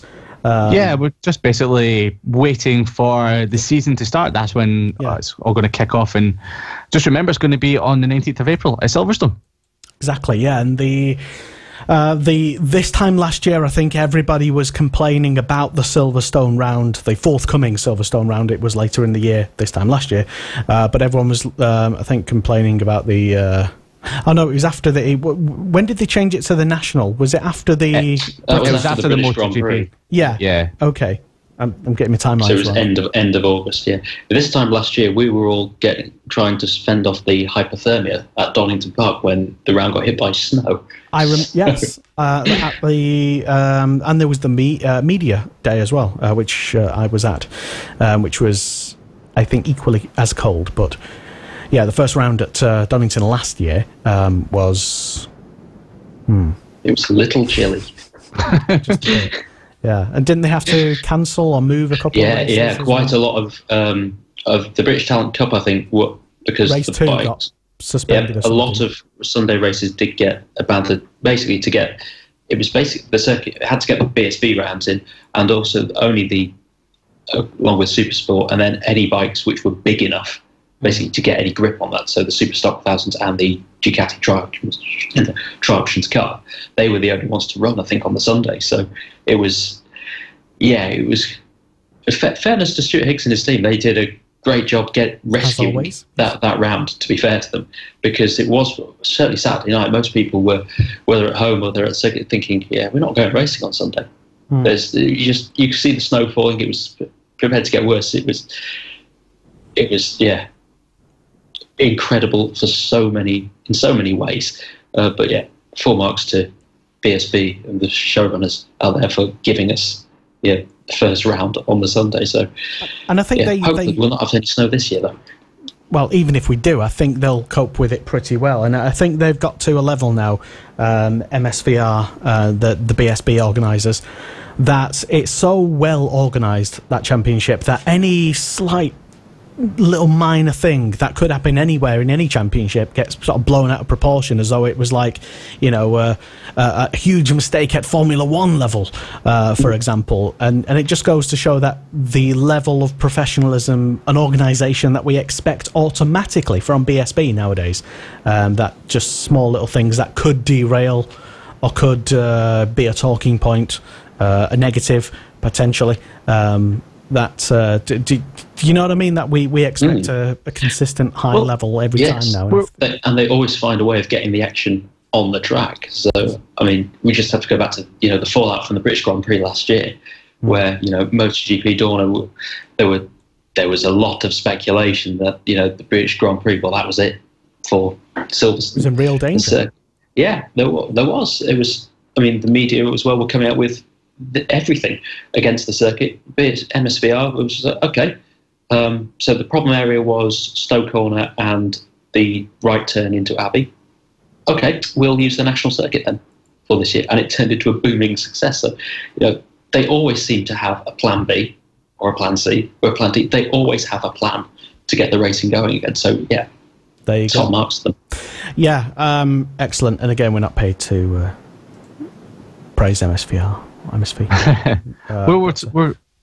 We were talking earlier on about how Charlie Whiting in Formula 1 as a race director just changed the game. You can say the same about Stuart Higgs and BSB. He's done exactly the same. That's why he's invited to so many MotoGP rounds to overlook how that runs, because he's one of the best, if not the best, out there at the moment as a race director, and just the way he runs a show and the format of it, and it's incredible. And as we say, that he can literally get as much racing out there, because if you've ever been to Knock Hill, I know that's because I'm there every year. The amount of races that are nearly cancelled because of how bad the weather can be, the drainage because of Knock Hill. Because of Knock Hill, how bad the drainage used to be. It's a lot better now, and just because we usually get the race when it's been raining for weeks. And Stuart Higgs and the BSB team in Knock Hill do a great job of getting the racing out on track, as much of it as you possibly can get. So it's a great testament to them as a team, professionals, and BSB as a whole. Yeah, certainly. And let us know your thoughts, by the way, about the tests in BSB that are happening at the moment. Are you looking out for any potential sort of winners of the test? Any overall people, or I think people will just do their normal thing. And I saw a screenshot briefly as I was making my way back home from Brands Hatch last night, I think, of... and I don't even know what session it was, what time of the day, but there was early pace setters who, if it was a race weekend, you'd think, huh? What? Is that like a reverse grid? But yeah, and I can't remember the names of who it was either, but yeah, certainly we will keep an eye on the testing, or Liam will anyway, and I probably will. So yeah, that'll be all good. And a big shout out to Ryan Vickers as well, who's occasional watcher, listener of this show, and whose father is a more frequent watcher and listener of this show. And big hello to you guys and everybody as well. Let's have a fantastic 2019 season, and let's have no bad anything. Let's have no injuries. Let's just keep it good, keep it all on the track, and with that, everyone will fly off and injure themselves. I jinxed everybody. Right, so. Yeah, road racing time. And, this is Ed's time to shine. All right, no pressure then. There's been quite a bit, actually, of road racing news this week, so I will, given the time, I will try and rattle through this as quick as we can. Bit of a somber note to start with, though. The Southern 100 Club on the Isle of Man, they've been paying tribute this week to former Vice President Ron Kitching, who passed away at the end of last month. His funeral was held on Monday. Ron, he had been a mainstay at the Billown course on the Isle of Man since 1967, would you believe, out there. He's one of the driving forces that has given the race its name, the friendly races, as well as the pre and post TT Classic races as well. Such a loved status in the road racing community. So he'd been on the committee for the Southern 100 since 1982, Chief Marshal from 89 onwards. But in more recent years, after he stepped away from official roles, the famous shot of whenever you see on the highlights of the old man in the white coat waving the checkered flag at the end, that was Ron. He lived and breathed the Southern 100, according to the club members, and his loss has been felt on the Isle of Man and in the road racing community as well. So tonight we pay our respects to John Kitching as well, Ron Kitching. So that's from the 7100. Now, staying with the Isle of Man for a moment, Manx Radio has announced that they are providing the live commentaries for this year's Isle of Man TT. Now, if you've not been following the story, well, you say that, Lester, but if you've not been following the story, they had the rights taken away from them at the end of it. I say taken away, they just hadn't been renewed from the Isle of Man government, who officially sorts it all out. There have been various people, last year there was the news that an American streaming station was trying to... Maybe Motorsport Radio should put a bid in. Sorry, Manx Radio. But... I mean, they're looking for a couple of extra commentators. I would love to join the team this summer. But look, Tim Glover and Roy Moore in particular, they do a fantastic job with Manx Radio TT out there. They have become almost as big an institution as the TT races themselves out there. So for 2019, they will continue to do the commentaries. I believe they're also going to be doing the Southern 100 and the Manx Grand Prix and Classic TT commentaries on top of all that. So that's for 2019. It's ongoing as to who is going to get the commentary contracts for the following years. It depends on, as with most tendering process, who puts the best package together towards the Isle of Man government. But good news is we still have the free Manx Radio TT commentary for this year. Now, a bit closer to home, last time out we brought you the news that 243 Road Racing Association had basically they'd got the race licence back for Oliver's Mount this year with the Barry Sheen Festival and the International Gold Cup going ahead later on this year. Well, there's been a further development this week, as ticket prices have been announced. So if anyone's planning a trip to Scarborough, here we go.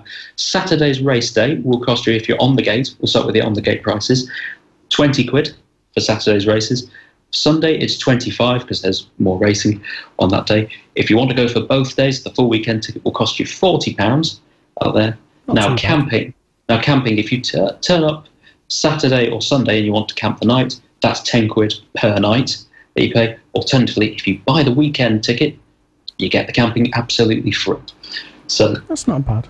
So it's quite reasonable. The circuit, obviously, they have to make money. Most of the money goes towards people who marshal the event, and then back to the Scarborough Council, who of course they pay for the road closures and all the emergency services that go there. So it's understandable that it's charges, but it's fairly reasonable.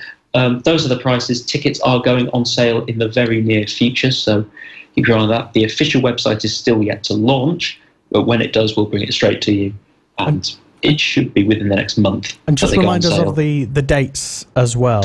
Yes, the Barry Sheen Classic is the first one. That's, I believe, July the 27th and the 28th of this year. That's happening. And then right at the end of September, the big final international race that brings the curtain down on the serious road races of the year, the 27th through to the 29th of September, is the International Gold Cup.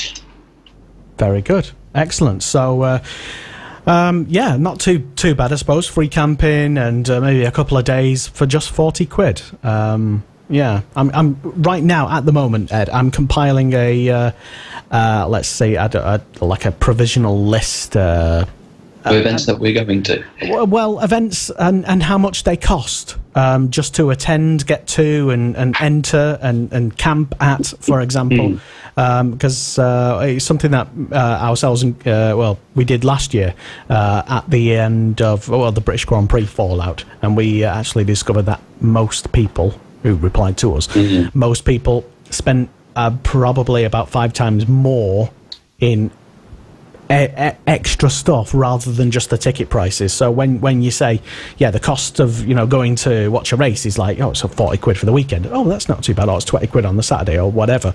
You actually find out that with petrol, with camping money, with beer money as well, and food, and you might get some merchandise while you're at the event, and if you bring in the kids, times all that by 3 for Ribena money as well, maybe, then it adds up.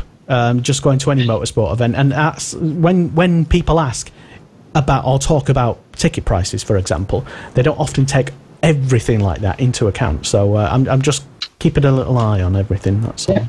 Just but it does sound like good thing to do. Good value for money at Oliver's Mount, and it's good to see it back as well. Absolutely, if only for a couple of events. Well, I mean, there was only ever 4 events that happened there per year, the Spring Cup and the Cock of the North. That was there. There are provisions to maybe bring those back over the next couple of years, but given that how late on in terms of planning a season, they were obviously only going to get the 2 big events, the Sheen Classic and the International Gold Cup this year. Those 2, they will bring the crowds, in particular at the Sheen Classic, where you get to see, as its name suggests, all the great bikes from the 1970s, actually from the 1960s through to the 1980s, that will be racing that weekend, with the top riders on the road racing scene fresh back from the Isle of Man TT. It should be a cracking midsummer weekend, that one, the Barry Sheen Classic. I'm definitely going to go to it. Okay. And what else is happening? Right, so we've had some more rider announcement for the TT this year. So Maria Costello has finalised her TT sidecar plans for this year. Now, a couple of weeks ago, we announced that she was going to be riding for the Patton lightweight team at the TT this year. She's also returning to the sidecar scene, making her TT sidecar debut this year, having made her proper sidecar bout at last year's Southern 100. She's going to be teaming up with experienced passenger Julie Canepa to create the first ever all-women team at TT in the sidecars for that. That's so interesting. Canepa, she's been competing at the TT ever since 2015, and the team are Costello's team. They're openly targeting podium finishes for this year, and the media probably as well with that all-female team. She's very good with media. She's very savvy. Is Maria? It is. I think there will be a good team though out there. She's no slouch. She's no slouch. She'll obviously be piloting the car, and Canepa is an experienced passenger, as we said. So, they could do it. Sidecars, a lot of things happen in those races. So, podium in your first year, it's not out of the question, definitely. So that's Costello's plans all sorted for this year. Now, several TT riders have hopped on the boat and gone over to Monte Blanco to join in the BSB testing this week. Most notably, it's been Michael Dunlop getting more time out on the Taco BMW. Now, the team did a private test last week. They're doing the main Superbike test this week as well. And there's been words from a lot of the competitors from the TT that this is an ominous sign that we could be in for the Michael Dunlop show at the TT this coming year, because he didn't have much time at all on the type of BMW last year, because it was a very last-minute decision to switch from Suzuki machinery to BMW. But now with a full winter behind him, or soon to be behind him, we should say, lots more prep time heading before we get to the international races starting in the middle of May at the Northwest 200. It seems like Dunlop he's going to try and equal the 5 TT race wins in a single meeting, which has only ever been done by his arch rival Ian Hutchinson back in 2010. So, and will Hutchie be in attendance as well? Do we know yet? At the TT, fitness permitting, certainly he's certainly back to fitness. I mean, his TT hopes ultimately depend on the competitiveness of the Honda Fireblade. We know it's been a bit troublesome around the roads the last couple of years. So has he announced what he's doing? He's with Honda for this year. He believes that they're actually going to be competitive. That was this announced year, last year, wasn't it? Yes, he announced it late last year, and he's been keeping a low profile, as Hutchie often does at this time of year. He does more private tests than he'll do the main public ones. So all the limelight, you could say, has been on Michael Dunlop. It's looking very good between the two. Well, between Dunlop for this year, obviously Dean Harrison, Peter Hickman will be up there. Hutchie, as I've said, it relies mainly on the competitiveness of the Honda. Now, Gary Johnson, Dean Harrison, and James Hillier have also been out there. Monte Blanco this week also testing out their bikes for the TT. Gary Johnson, respectively, on the Gary Johnson will be riding for Lee Hardy Racing's RF Regular and Reserves Kawasaki in the Superbike class.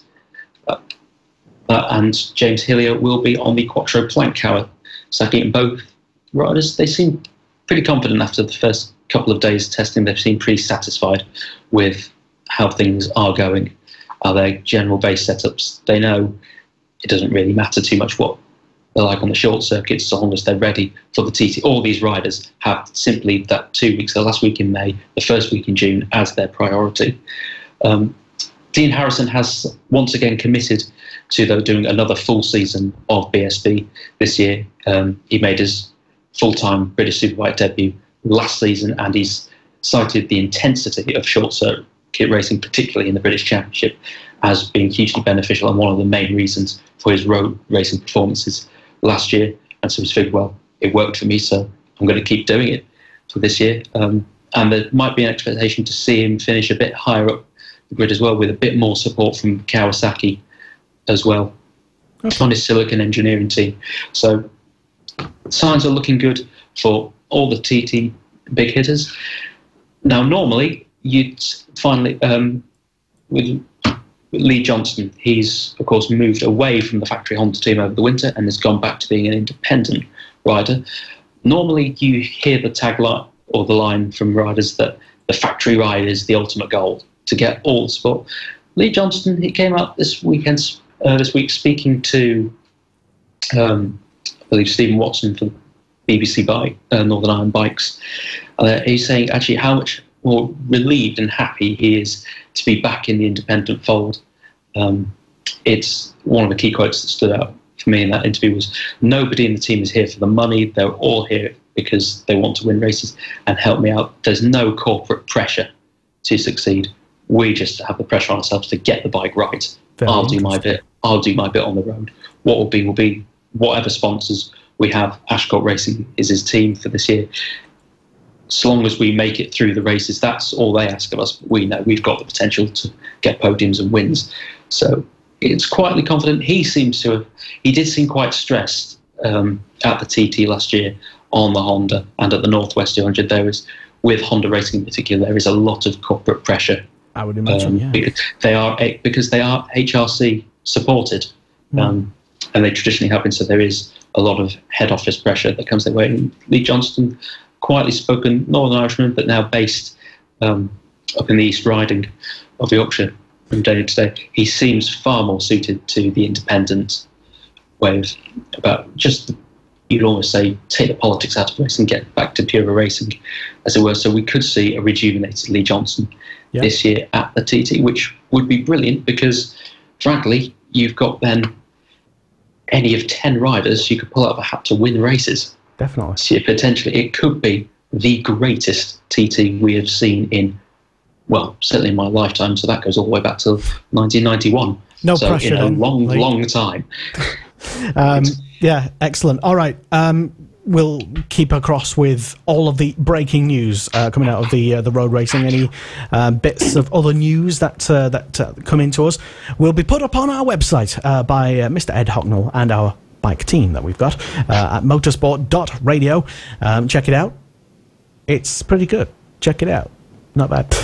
So yeah, thank you very much for the road racing roundup. And yeah, we have not forgotten that, unfortunately, and I don't want to make too much this as a light-hearted news story, but there was an incident in Spain. Was it this morning, I think? Yes, it was this morning at midnight, or roughly around at midnight in Spain, 11:15 over here. Fire broke out at Jerez paddock, and it was the second day, ahead of the second day of MotoE testing. Unfortunately, the bikes were put on charge as the night went on, and basically, what happened is there was 4 people left in charge of looking after the bikes and equipment. After the bikes were in charge, there was a fire that broke out because of one of the charging stations. Allegedly, yes. They're still looking into what exactly caused the fire, but they believe it was one of the charging stations. When the staff noticed that there was smoke, they went in to check it out, noticed there was a fire. yeah. Who was it? But they went to check. Yeah, Maldonado wasn't anywhere near there, was he? No, it wasn't Catalonia 2012 after he won.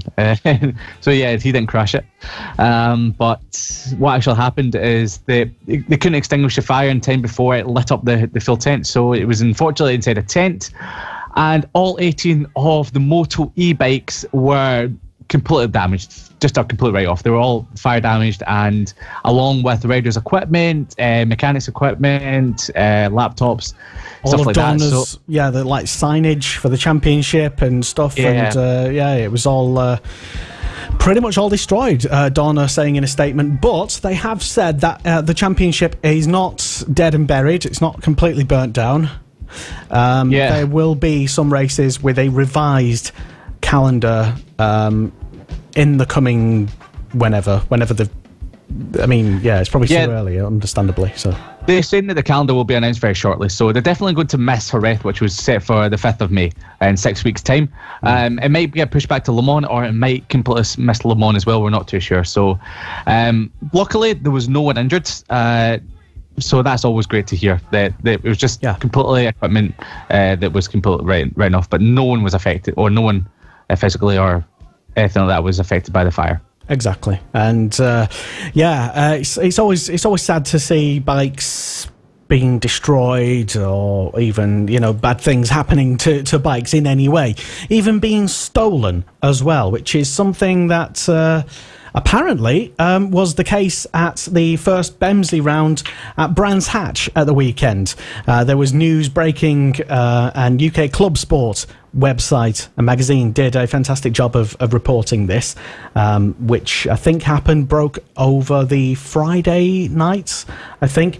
But there was allegedly a double bike theft from the paddock. Now, luckily, somehow, amazingly, both bikes were recovered within 24 hours, and the rider was able to compete in the races. So, great result. Whoever did that was involved in the recovering of said bike, because you'd think maybe two bikes, race bikes, would be impossible to try. But whatever. That was a UK Club Sport leading the charge and the campaign to find the bikes, and it was done. It was done mostly, we think, by concerned people on Facebook. That was good news after some concerning news, I would say. Also, as well, just before we leave for the week, I suppose, there's been some murmurings on social media. MotoGP seemingly more and more interested in persuading Lewis Hamilton to join their grid. Oh yes, sure, everyone. it's probably what he's just there for sponsors. Yes, probably, definitely. But the championships themselves, or MotoGP themselves, openly invited Lewis Hamilton to join the grid. They openly tweeted out to Lewis that there was a space on the grid available if he should want. Yeah, and I think again today they retweeted a sponsor thing from Petronas, something about Lewis Hamilton talking about bikes and trying to seem relevant and yada yada. But it's just interesting. I mean, at first I was thinking, nah, this is just a PR stunt. But then I thought about it more, and I was thinking, remember back in the middle of the last decade when Rossi had won 5 Premier Class titles, and then he started doing all this testing for Ferrari, and Formula One were courting Rossi, trying to bring him over. That was I'm going to be a bit cheeky here. Is this kind of the revenge of MotoGP? They've bided their time, and they're now saying, hang on, here's a 5-time world champion. Let's see if we can prize him away from F1 to see how much they like it. So, I mean, I don't think he'll be racing. I can certainly see at the Valencia test him, say, rolling out with the Yamaha team to, take part in that one-day test. Certainly. Yeah. It would be, for me, race-wise, I mean, ultimately Mercedes and F1 would have the final say as to whether he could or couldn't race. I can't imagine for 1 minute they would want him to race. But he is Lewis Hamilton. Apparently, he does what he wants. He's #blessed. It is. I mean, I'm going to call me a killjoy, but I would say there would also be a safety concern in letting him race a MotoGP event because he's got no professional bike racing history. Doesn't even have to be MotoGP. I mean, it could be. Well, yes, but we're assuming, given that the news title has come from MotoGP, that they're trying to drag him over, that it will be to MotoGP. Could be in the Hamilton Talent Cup, which is going to be a new thing. Good grief. Just him by himself. Lewis Hamilton wins again. Yeah. Yeah. I can see him doing tests. Maybe even going as far as doing a parade demonstration lap, before a Grand Prix, say at the British Grand Prix, may even be the British MotoGP this summer in August. He might even be allowed a parade lap. What I'd do Sunday before the race. Yeah, what I'd do if I were MotoGP, and they've done this before at other events, I forget which, but they've got a bunch of notable riders and put them all on mini bikes in front of cameras, and much hilarity has ensued. I can see that happening at the Little Stowe circuit. Where Marquez, Rossi, Lewis Hamilton, some other British-based non-bike riders, and that. Just imagine if they got half the British touring car field onto that. The carnage that would be caused. Let's do this. Yeah. Let's get sorted. Yeah. Remember back in 2004, Michael Jordan, instead of getting taken round the 2-seater Ducati by Randy Mamola, actually rode the 2-seater Ducati by himself. He did, didn't he? Yeah, well, along with a few of the MotoGP riders, so we could see something like that. There is talks of Valentino Rossi and Lewis Hamilton doing a bit of a switch at the end of season. Valentino Rossi going to the driver's Mercedes after Abu Dhabi. Lewis Hamilton riding Rossi's bike. It's going to be a weird one. For the post-season test. Yeah, I could see that would work. But certainly from all the publicity, I think it's quotes that have come out from the two, they certainly seem to be up for doing that. So, but according to Lewis Hamilton, he was a bike fan before he was a car fan. It was just that his dad thought bikes, that's way too dangerous. Here's a go-kart instead. So that's what he said over the weekend when he was at Qatar. Personally, I don't see him ever racing in MotoGP. I just think it'd be far too. I could see him maybe going to World Superbikes and racing when his F1 days are done. You're stealing my idea. maybe start off with British Superbikes first of all. See how you do there. Then maybe if you do quite well, maybe a wild card at World Superbikes. If you do well there, go off to MotoGP. As long as his Formula 1 career is on the go, I would say arguably the bikes are safer in World Superbikes because they've got all the electronic aids and right that you're allowed to run. Well, of course, BSB, you've got none of the technical safety net. So. Make you a better rider. What's the age limit for the British Talent Cup? I think you might have passed it. I think it's for under 18s. Okay. Yeah, I think it's about 15 years too north for that. All right, fair enough. But I just thought, just as a, if they were going to go all out and try a publicity stunt, and he wanted the experience of racing bikes, then he could be. Yeah, it's. I could see him doing that because Hamilton, he is a confident, audacious. You could say he is a British talent. I could see him rocking up at. I've forgotten the name of the course for the British. The Stowe Circuit. MX Grand Prix. Oh, yeah.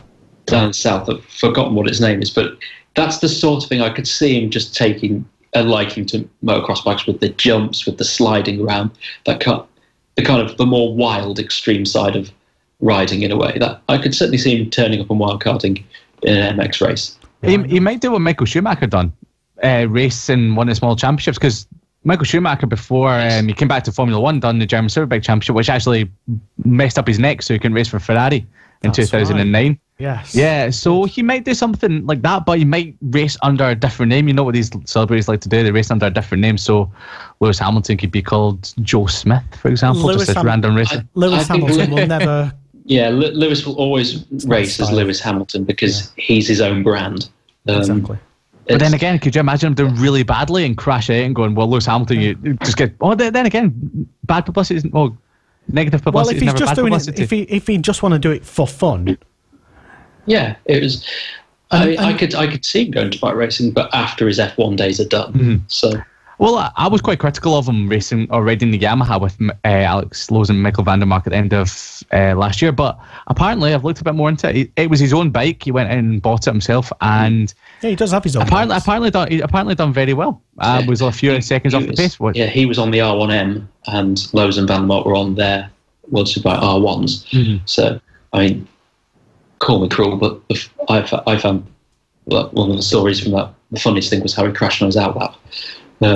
Go around turn 4, one of the slowest corners on the circuit on your outlap, and he just he dropped it in the gravel.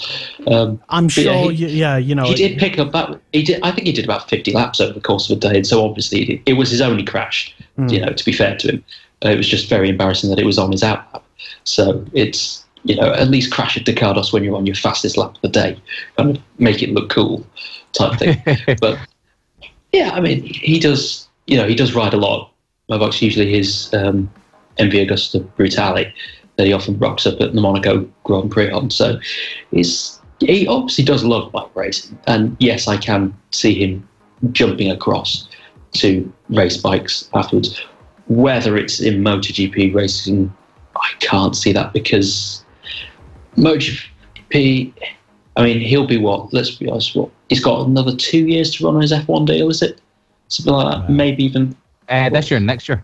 Oh, next year. So he'll be around 30? Will he be around 35 next year? He'll be 36. Yeah. So would MotoGP really want a 36-year-old coming across to making their debut? I don't think so. And also, to me personally, it seems kind of a kick in the teeth to all the young, talented riders that desperately bang on the door, who on merit should be in the Premier class. Nobody's seriously talking about him taking a seasoned.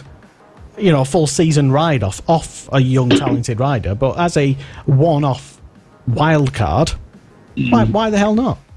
He could definitely set up his own team for that, and if Valentino Rossi's still not racing at that point, then you never know. Maybe Rossi could put out a third bike, and obviously he'll have an experienced team that can help him throughout the weekend, because he'll be running Yamahas whenever that happens.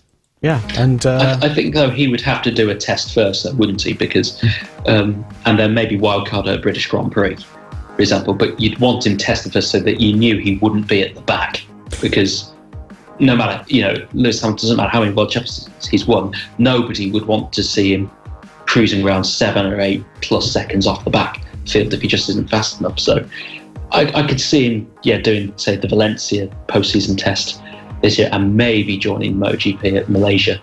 So that's it. It's definitely confirmed. Lewis Hamilton in MotoGP in 2020. Yay. Or maybe not. Let us know your thoughts either way, because we like to have a good old read, and we do keep a general breast of everything that goes on in the bike racing world. However, if cars are more your thing, or you occasionally like to flirt with car racing, I won't tell anyone, then you can tune in to Monday Motorsport on Monday, where myself and other panelists of experts will be giving you a full debrief of how exactly well Lewis Hamilton did at the weekend. It's the Australian Grand Prix this weekend, and apparently it doesn't clash with World Superbikes, so you're all right.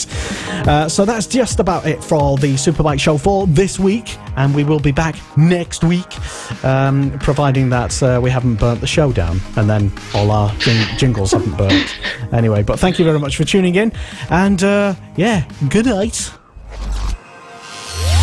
The Superbike Show on Motorsport Radio. I'm Ryan Vickers. Hi, I'm Ben Curry. Hi, I'm Jonathan Ray from the Kawasaki Racing Team, and you're listening to Motorsport Radio.